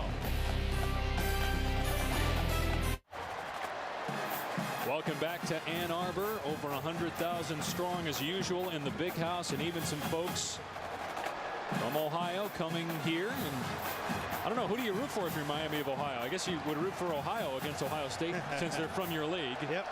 In that game, Ohio State losing at home. People like the underdog. Michigan could be down at home if Miami can drive down the field. Radabaugh has made good decisions in the half, and he throws that one away as he was being chased by Obi Eze. 10-6, Michigan leads. It was 10-0 quickly, and Michigan has done nothing on offense since. Miami has actually looked better offensively the last 2 quarters, but the Redhawks have had to settle for a couple of field goals, and they've also had some issues hanging on to the ball. Yep, defense has stepped up for Miami, and then Stephen Threet has actually gone cold. He was hot in that first drive running the football. They mixed it up a little bit, a couple of easy passes. Now they seem like they're just going predominantly to the air with Threet, and he doesn't have a clue right now. Radabaugh on the run, and he gets drilled at the 26-yard line, but he did get 6 yards to put them in a manageable 3rd and 4. More college football tonight. Who knows, maybe Miami will go into Gainesville and give number 5 Florida a game. College football primetime presented by Hampton Hotels at 8 Eastern time. I guess I wouldn't be shocked. No, a lot of speed on the field tonight.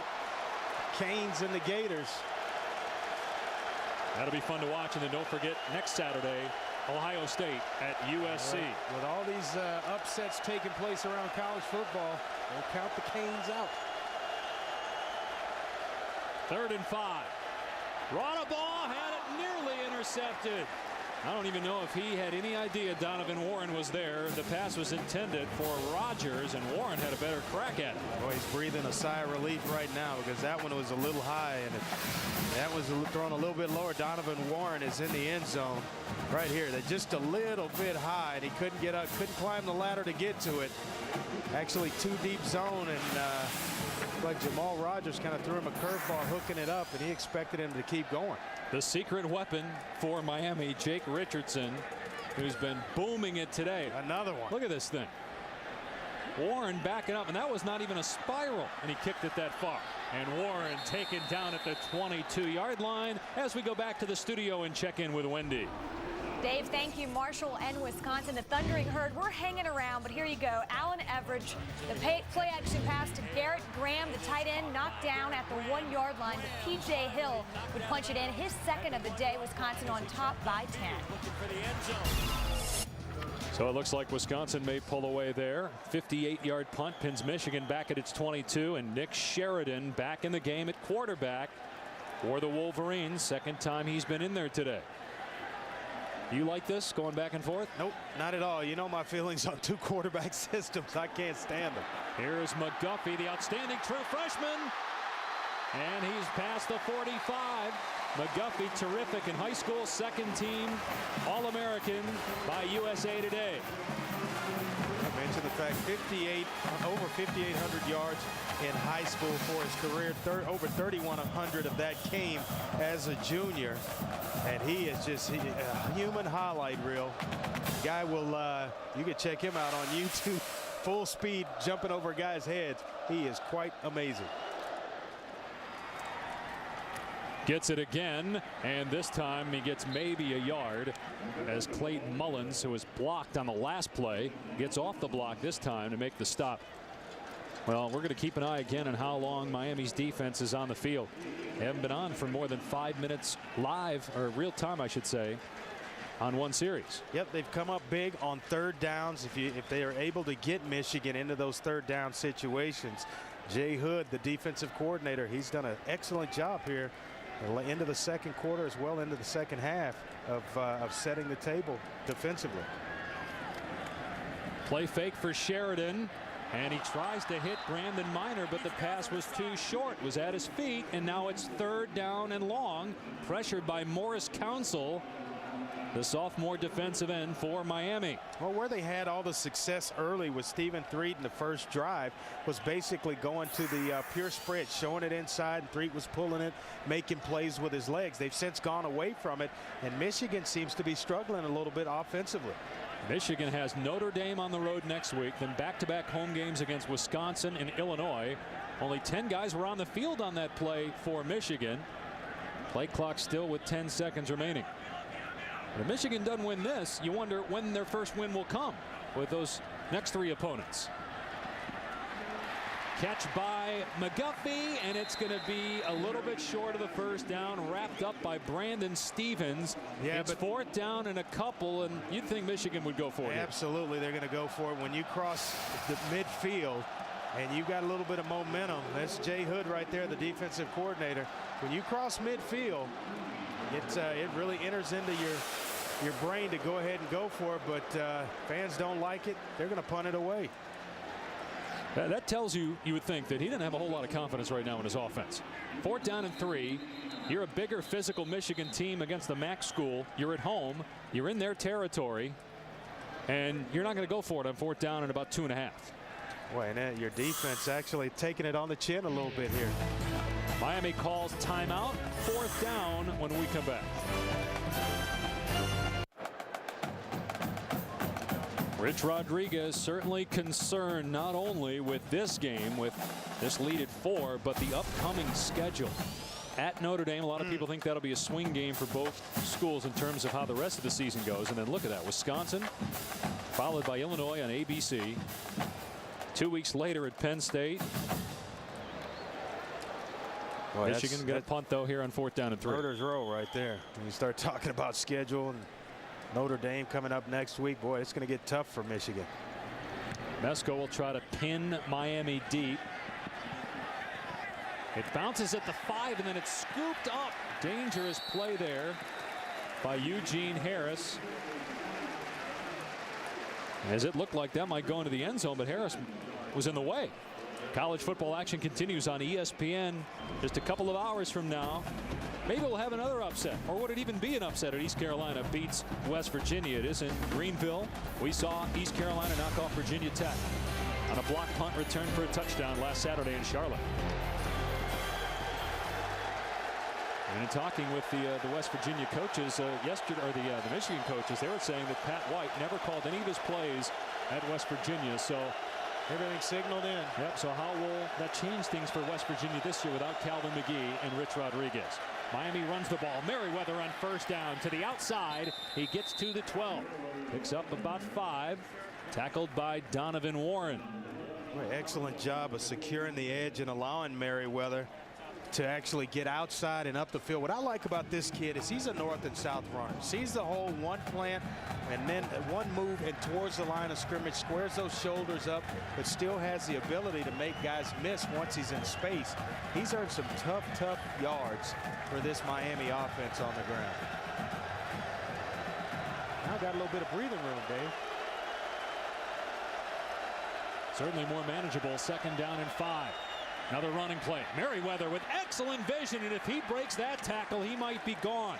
To the 2nd level, Stevie Brown on the tackle, but it's a 1st down, and here's Wendy Nix. Dave, this is one you almost have to see to believe. We go back to Columbus. Daniel Herron right here punches it in for the 1. So that's a score for the Buckeyes, but take a look at the extra point. Ryan Pretorius. You know what's going to happen if we're showing it, because there you go. It is a miss, and late in the 3rd quarter, the Buckeyes trailing still by 2. Wow. Well, without Beanie Wells, you still thought Ohio State would pummel Ohio, but it just hasn't happened. And you thought that Michigan, especially after a 10-0 start, would hammer Miami. We got a game. It's a 4-point contest as we go to the 4th quarter in Ann Arbor. Will it be 0-2 again for Michigan, or will the Wolverines prevail at home? 4th quarter coming up. 4th quarter at Michigan Stadium. Apparently the fans are like the players. They're not afraid here at Michigan Stadium, as that is unfriendly territory. for Miami fans, but a lot to cheer about so far. They're in the game. Must have bought his tickets from a Michigan fan outside the stadium. The Michigan coaches said after they got the chance to watch their opponent play Utah last week that his players were not afraid. Radabaugh gets out of trouble on first down and actually completes that pass to the 29 to Dustin Woods. Well, I like this kid, Daniel Radabaugh. He is a fiery competitor. The guy plays every play to the final second and just kind of, you know, one of those grinders, just trying to find time. And then all of a sudden he's got good mechanics, enough accuracy and arm strength to make plays. I like this kid. That was a 5-yard pass play there. Radabaugh started the second half of last season, and that play is going to be reviewed. The previous play is being reviewed. And that's coming from upstairs. Each coach has one challenge left after Shane Montgomery won his challenge, got an extra one. And again, a controversial call last quarter. Yep, let's take a look at this and see if it indeed was a completion. A little low and outside. Working back to the football. Oh, kind of hard to tell right there. And you got to have conclusive video evidence to overturn the ruling in the field. Looks like a catch from those two angles. And you see Dustin Woods right along the sideline, kind of getting those hands under, cradling a little bit. There's an official right there too. Yeah, he was right on the spot, so that's going to be a tough one. I don't think there's any any video evidence that would cause this to be overturned. I think this is a catch.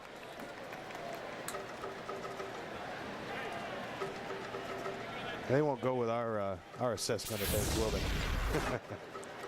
Miami 0-1 after a 34-13 loss to Vanderbilt, which doesn't look as bad as Vanderbilt won at South Carolina Thursday night on ESPN. Michigan 0-1 after losing to Utah last week. After review, the play stands as called on the field. Second down. So a gain of 5 yards. It'll bring up 2nd and 5. Daniel Radabaugh, a junior from Texas. And actually, Texas. Stephen Threed, before he ended up going to Georgia Tech, who's now at Michigan and started this game, he was highly recruited by Miami of Ohio. But Radabaugh, who's thrown to 9 different receivers, has shown that he can perform at that position. Running play, maybe 2 for Merriweather. Come up short of the first down, but Andre, a lot of 3rd and 3, 3rd and 2 the second half for Miami. Exactly what you want. You keep the ball away from an offense that started this game and looked like it was capable of being pretty explosive. So you eat the clock up, but you have to cash in on the end of drives. When you convert these 3rd down situations, you've got to come away with points. And now it seems as though they need the big points rather than the small ones. It's a 3rd down and 1, but it's almost 2 based on where the spot is. This is the 4th 3rd down and 1 of the game. Merriweather cut it back and picks up the first down to the 37-yard line. Brandon Harrison on the tackle, but moved the chains for the road team. Well, we talked a little bit about Miami, and we tracked them defensively and their time spent on the field. Let's take a look and see how long this Michigan defense has been actually out there. It's been quite a while so far. Now Miami has really done a good job here, Andre, in the second half of time of possession, managing the offense. And Shane Montgomery, a talented head coach and play caller at Miami. And Merriweather's really done a good job following his blocks. Radabaugh with time. Man wide open. Oh, that would have been a touchdown.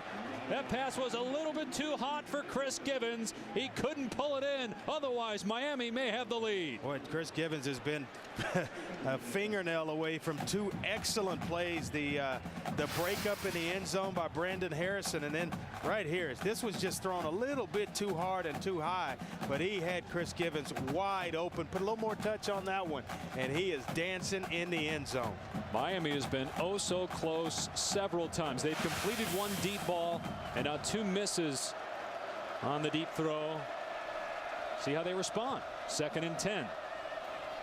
Andre Bratton, the backup tailback, taken down short of the line of scrimmage. Boy, oh, how things change. You're sitting, you're riding, third down and short, one or two a couple of times in this drive, and then now turning the tables on you. This Michigan defense, they come up big on first and second down, put you in a long yardage situation where now they can line up, bring a little pressure, choose to play zone and keep things in front of them. Make sure you make a good tackle.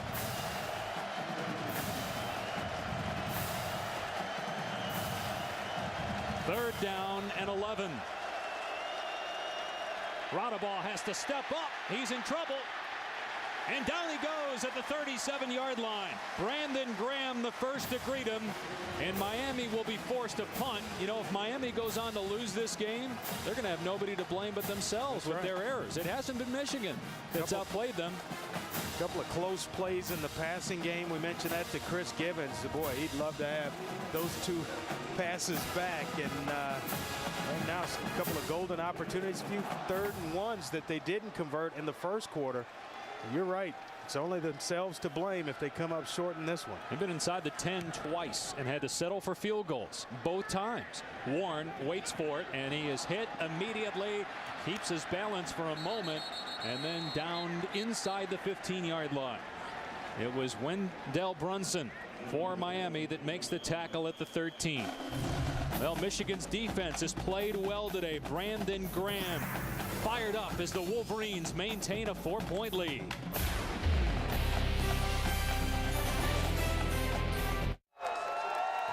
Back in Ann Arbor, this game being broadcast in high definition on ESPN2 HD. Over 106,000 in attendance at the Big House. Miami hanging around, down just 4. Nick Sheridan in at quarterback for Michigan. Right or wrong decision by Rich Rodriguez? Well, you know, it's kind of a gamble, but you took that when you replaced 3 early. McGuffey trying to get to the outside, showing off his speed. Picks up the first down and then rattled out of play at the 24. And a penalty flag flies in. Late hit out of bounds. Stevens and Bennett over there for Miami. Really uncalled for, and this is going to give Michigan excellent field position. But going back to your point on the quarterback, I think Michigan's kind of been out of rhythm. After the play, personal foul, number 23 on the defense, 15-yard penalty, automatic first down. Ben Bennett, the free safety.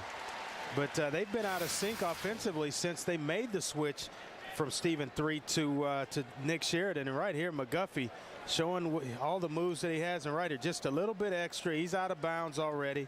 Oh, that's kind of nitpicking right there. McGuffey out rushing Miami. Michigan as a team has 10 runs of 8 yards or more. Last week against Utah, they were held to 36 yards as a team. In the end, that may be what wins the game. Their ability to control the football on the ground. Here's Stoneham out in space, and he's close to the first down. They're going to spot him at the 48, so he'll be about 3 yards shy. Tackled by Robbie Wilson. Now, Michigan was on the field for 6 minutes defensively. Miami has been out there now for a couple minutes, actually 1:33 and counting. Yeah, both teams kind of preached coming into this game to get the defenses off the field, get to third down, and take care of business. Back to the ground game, and their hoss, Kevin Grady, at 5'8", 230, and he picks up the first down. Playing for the first time this season and for the first time since '06. Hurt his knee last year, tore his ACL, missed the season, and then was suspended for week 1 because of a summer DUI. Michigan, though, on the move right now, 1st and 10. That looked like Michigan of old right there. Line up in the I formation, dot the I behind the fullback, and coming downhill. Boy, Michigan's only had it for 20 minutes, and they had it for almost 2/3 of that first quarter. They barely had it since then. The pitch to McGuffey. Again, the speed on the outside. And undercut by Brandon Stevens, who's made some good plays in the run game from his corner position. Second down coming up. Well, this Michigan football team, you look down the 2 deep, and they're just freshmen sprinkled everywhere. I mean, you talk about loading up for the future. Rich Rodriguez, another recruiting class, and they may be well on their way to being something special. A lot of these kids going to have a ton of experience here in a year or so. And think what's at stake for Michigan. 40 consecutive winning seasons, 33 straight bowl games. Both are the #1 active streaks. Here's Sheridan on the run, and he gets tied up by Joey Hudson. Some of the offensive losses for Michigan a year ago. Chan Henne, who's now with the Dolphins. Mike Hart, both record-breaking players at Michigan. Hart now with the Colts. Mario Manningham and Adrian Arrington both leaving early and both hurt right now in the NFL. And then, of course, two-time All-American tackle Jake Long, the #1 pick in the draft by the Dolphins. Well, Henne and Jake Long still teammates. They play Brett Favre and the Jets tomorrow. Here's a big 3rd down. McGuffey out in space, gets the 1st down and more. Breaks a tackle. Finally bumped out of bounds at the 15-yard line. Sam McGuffey is the real deal. Just watch him. When they get him out in space, it's hard to get him down because he's so quick and so shifty. But right here by Nick Sheridan, just get the football in his hands, starts picking up blocks, and he's got good speed for a guy his size. When you talk about going to be special for Rich Rodriguez, he is. He's just a true freshman, another true frosh. Martavius Odoms had the block downfield. Now Brandon Minor breaks a tackle at the 10 to the 5, dives, he's in, touchdown, Michigan!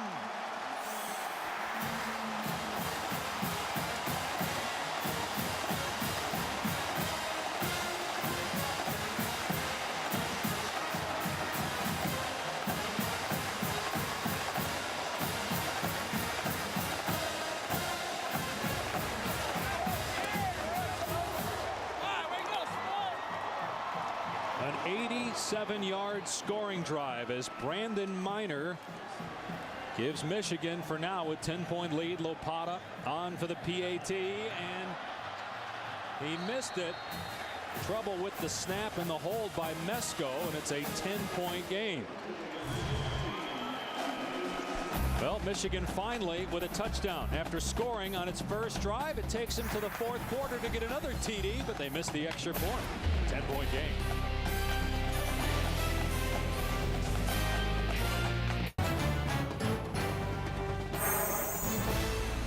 ESPN's College Football, brought to you by ESPN Game Plan. See the most college football every Saturday. To order, call your pay-per-view provider.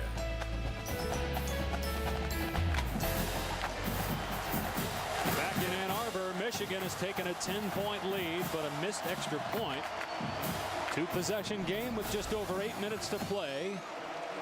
Ohio State has taken the lead on Ohio, so both Michigan and Ohio State with close calls, but maybe pulling away. We'll see if Miami can get a touchdown. They've been inside the 10 twice, had to settle for field goals both times. Missed opportunities for Miami throughout this day. Here's Jamal Rogers inside the 10 to the 20. Rogers gets to the 30-yard line as we go back to the studio and Wendy Nix. Well, Dave, you mentioned it. Keep in mind Ohio State playing without Beanie Wells, but still expected to roll over Ohio. Ohio State punting right here. Return man Mark Parson, as you will see. Fumble, the recovery by Sean Lane to start the 4th quarter. Here we go. Then Brandon Sane punches it in from 2. And for the first time since the 1st quarter, Ohio State back on top. Well, we'll see if Special teams. Yeah, special teams have been huge, huh, the first 2 weeks.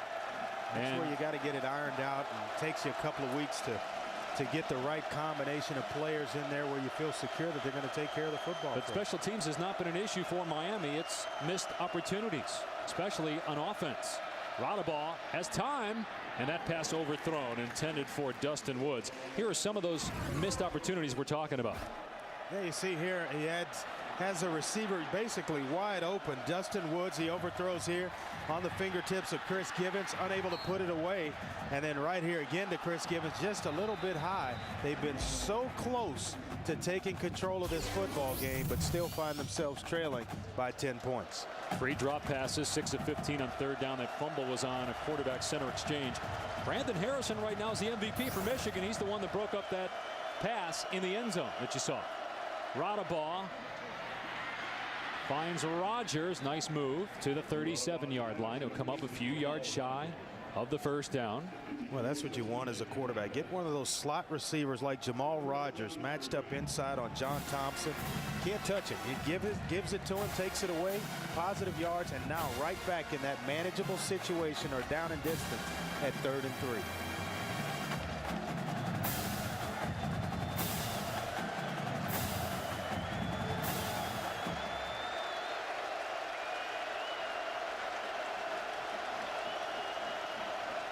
Radabaugh, great job to look away and make the play. Completing it to Jamal Rogers for a first down at the 45, 8 yards. Obi Eze made the tackle. Well, you could see it right away. They actually had more receivers than defensive backs in that portion of the field. They decided to bring some pressure and vacated the area. Jamal Rogers recognized it, set it down. And this nice little grab to move the chains. Everybody knows about Dan Lefevre at Central Michigan. There's some other good quarterbacks in the MAC, including this kid, Daniel Radabaugh. Radabaugh's pass there, broken up, and that's interference. It was intended for Robinson, and Morgan Trent stepped in front and bumped Robinson. He just comes through the receiver as opposed to the ball. Pass interference. Number 14 on the defense. The ball will be placed at the spot of the foul with an automatic first down. The NASCAR Sprint Cup Series heads to Richmond, where it's now or never for several drivers, including Jeff Gordon. One last shot to make it into the chase. The NASCAR Sprint Cup Series Chevy Rock and Roll 400 at Richmond on ESPN Sunday at 1 Eastern Time.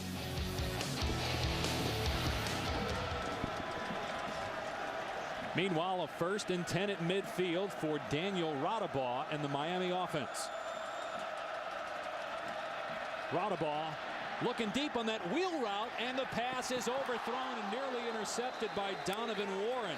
It was intended for Andre Bratton. There is a penalty flag down on the near side of the field at the 46-yard line. Boy, he tried to force that one, and that's basically the first really forced throw on the part of Daniel Radabaugh. Let's see what the penalty is here. Ineligible receiver downfield. Number 80 was covered and went downfield on the pass. 5-yard penalty from the previous spot. Repeat first down. That's Tom Crabtree, the tight end.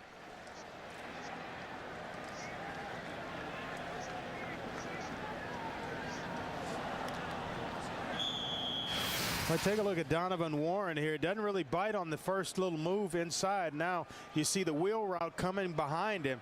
Well played.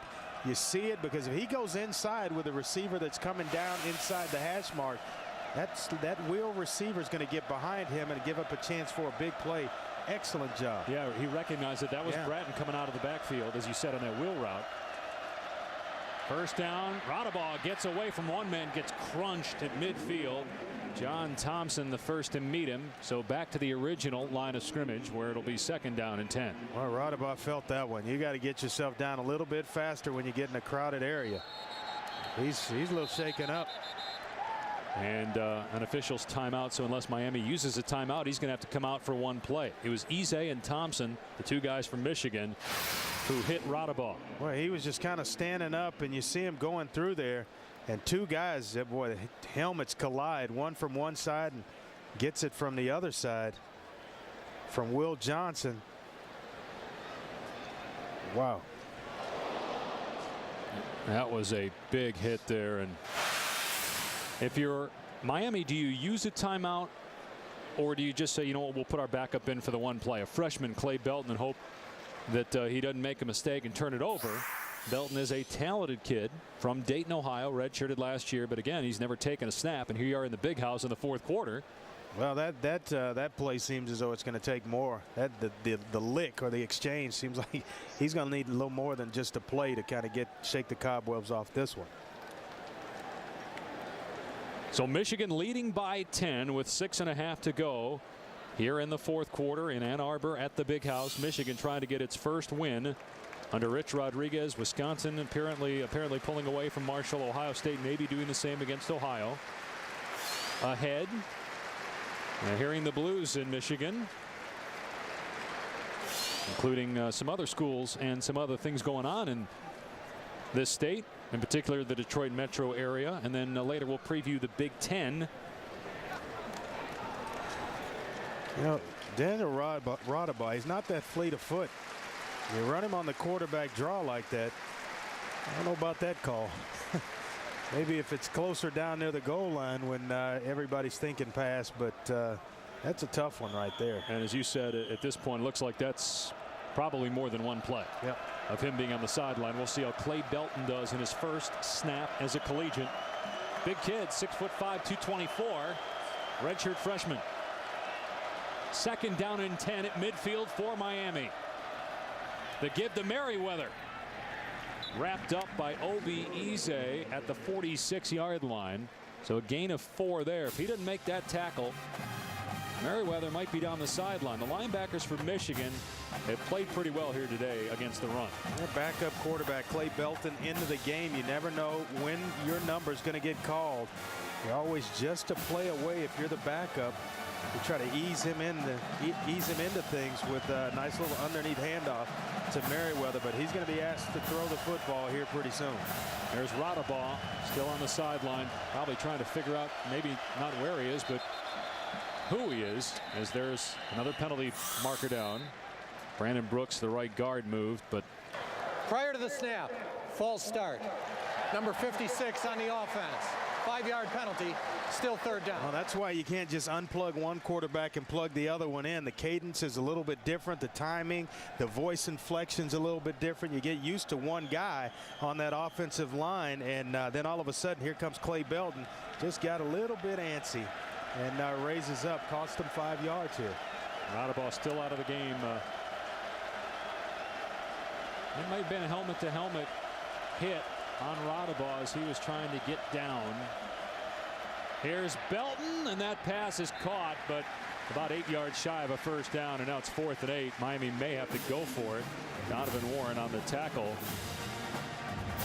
Yeah, basically just trying to get about half of it back, and Shane Montgomery realizes that the clock is not in their favor, being down by 10 points.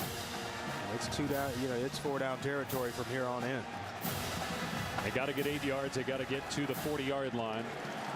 Doesn't look like Radaba anytime soon will be back out there. You hate to see that.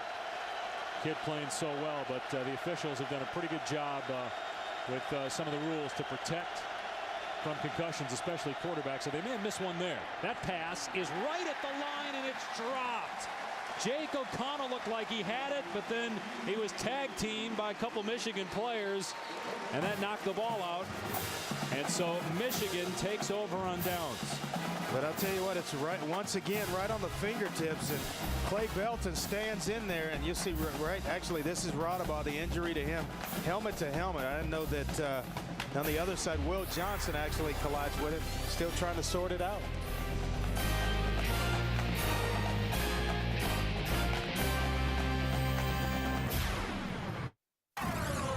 Well, the state of Michigan has fallen on hard times, not just on the field, with Michigan State and Michigan going 0-1 for the first time since '98.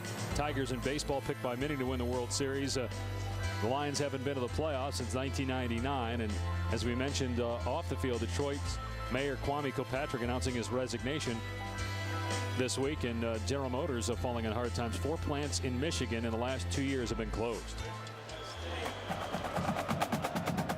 Here in Ann Arbor, another full house at the Big House, over 106,000.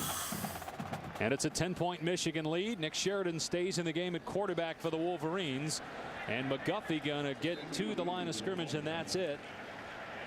Forward progress to the 49, so no gain. And time running out probably on Miami unless they can come up with a turnover. Yeah, but college football, you talk about the state of Michigan, it makes everything better. Everybody just feels so much better, especially if you have a 10-point lead on the scoreboard here in the Big House. What about the Big Ten? Last week didn't look very good. Right. This week, some close calls for schools like Michigan, Wisconsin, and Ohio State. Yep, Ohio State still in their ball game in a tight battle with Ohio, but looks like they've trying to get things under wraps here. And of course, Penn State, Joe Paterno suspending 3 players. Another player kicked off the team. They play on ABC in a little bit against Oregon State. So a lot of stuff going on in the Big Ten.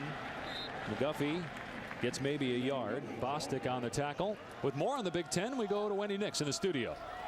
Dave, it looks like we will avoid Appalachian State and Michigan in Columbus, at least for today. Take a look at last year's Butkus Award winner James Laurinaitis. This could possibly seal the deal. The INT.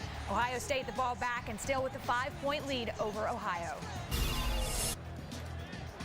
And of course, next week, USC on the docket for Ohio State. And boy, did USC look good in their win over Virginia. They're going to have to get it ironed out in Columbus before they make the long trek to Southern Cal, because the Trojans will be ready. McGuffey on 3rd down and long as Michigan keeps it conservative, stays in bounds, and then Miami's going to call a timeout. Clayton Mullins on the tackle. Ohio State and USC next week. Wisconsin will take on Fresno State next weekend. And of course, Illinois, see if it can do what it did last year in the Big Ten. We seem to have gotten things ironed out today. Juice Williams having another brilliant ball game. The Big Ten, it's alive and well.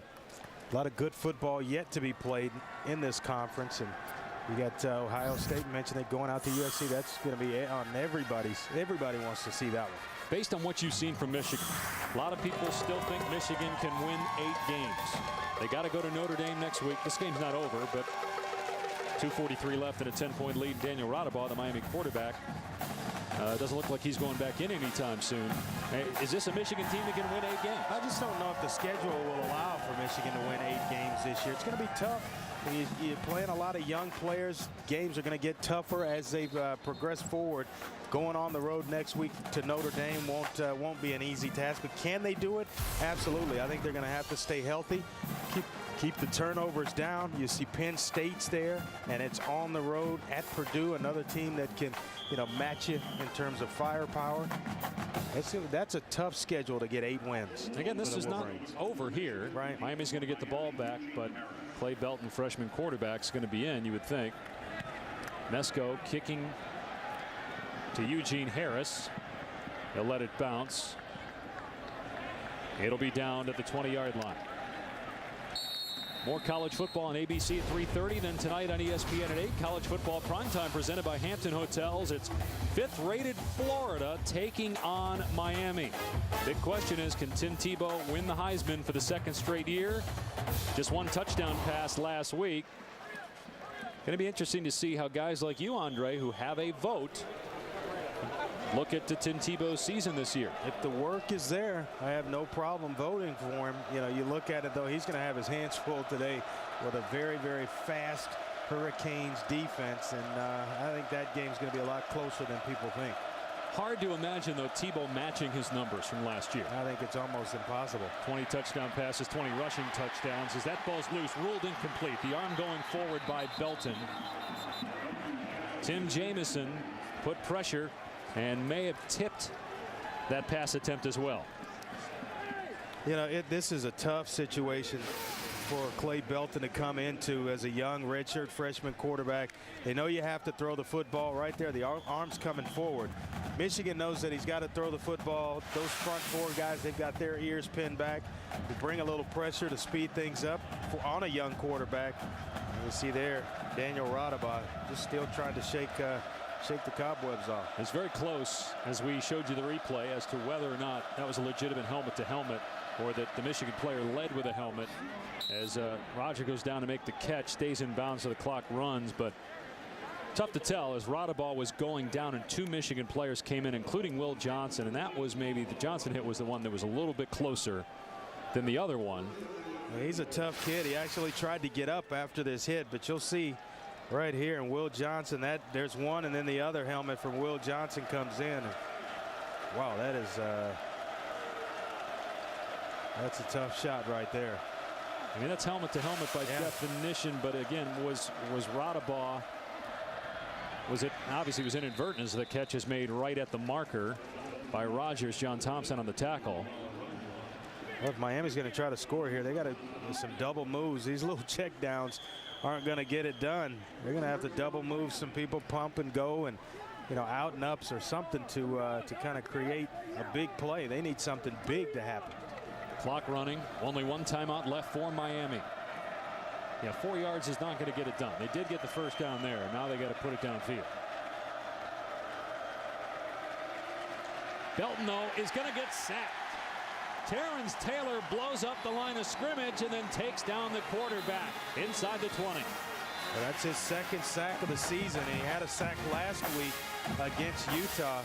He is the true definition of a nose tackle, about 6 foot, a little over 300 pounds. But you see the swim move and then the inside move to the quarterback. Man, he is super quick for a guy his size. Third sack for Michigan on the day. I know Michael Phelps did some training here, but I don't know if this would qualify as a swim move by Terrence Taylor here. Right here, just check this one out. Nice big fella right there over the top. Nice swim move. Okay, an abbreviated swim. We'll give it to him. Well, if Michigan goes on to win this game, you wonder how fans will react. It's a win, but at the same time, it's a 10-point game. And Michigan, that first quarter, looked like Michigan's offense of old, at least in terms of how they moved the ball, and it looked like Rich Rodriguez's offense, what we saw at West Virginia. But after that missed field goal in the first quarter, they really haven't done much offensively at all. I'll tell you right now, it doesn't matter how it looks. Everybody in this building will take a win at this point. They realize that there's a lot to be done here with this football team as Rich Rodriguez tries to mold it into something that he likes. That pass incomplete. Belton trying to hit Givens. Hard to tell whether that was a catchable ball or not, but Miami's receivers have had some drops today. But, you know, as he tries to put this team together, as they go out on the recruiting trail, things of that sort, that's down the road. Right now, you've got to win with what you have, and I think he'll more than take this one. Well, there are a couple quarterbacks who have verbally committed to Michigan that are Rich Rodriguez type quarterbacks. And as you recall from his days at West Virginia, that first year he was 3-8 and just 1-6 in the Big East. And the next year he went 6-1 in the conference. Pass flutters to the 34 and drops incomplete. Brandon Harrison bringing pressure that time. Boy, just a tough situation for a young quarterback to come into. You're going to see blitzes. You're seeing pressure. The offensive linemen, they've been battling all day. Now they're outnumbered at the line of scrimmage, and you got to try to make plays and get the ball down the field. That's tough. And again, you got 106,000 people here too, and you've never played in college. Yeah. And here you are having to come in the fourth quarter because the starter, Daniel Radabaugh, is hurt. 4th down and 20 for Clay Belton in the Miami offense. Last chance for the Red Hawks. And Belton is going to get sacked again. Brandon Graham, as Michigan's defensive line just teeing off. That's the second sack today for Graham. Well, that's just padding the stats right there. If you're a defensive lineman in a situation where you're up by 10, you know, now I got a chance to add to my sack total. He had a sack last week as well against Utah, but watch the outside move here. Nice bull rush right through the right tackle. And right on his way to Clay Belton, the quarterback.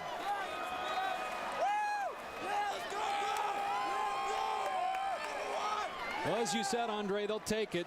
Last year, an 0-2 start, ended up with a 9-win season, but after losing at home last week to Utah, with Notre Dame coming up on the road next week as Sheridan takes a knee, and then back-to-back home games against Wisconsin and Illinois, Michigan obviously needed a win, not just for its program, but for the fans as well, and for the trust that Rich Rodriguez wants to build with not only the players but the fans. Yep, it's going to feel good to finally get that first one under your belt. Right now, they're lining up in my favorite position. Right there, favorite formation. It wasn't an easy win for Michigan, but the Wolverines will take it 16-6 as Rich Rodriguez gets his first victory as Michigan head coach.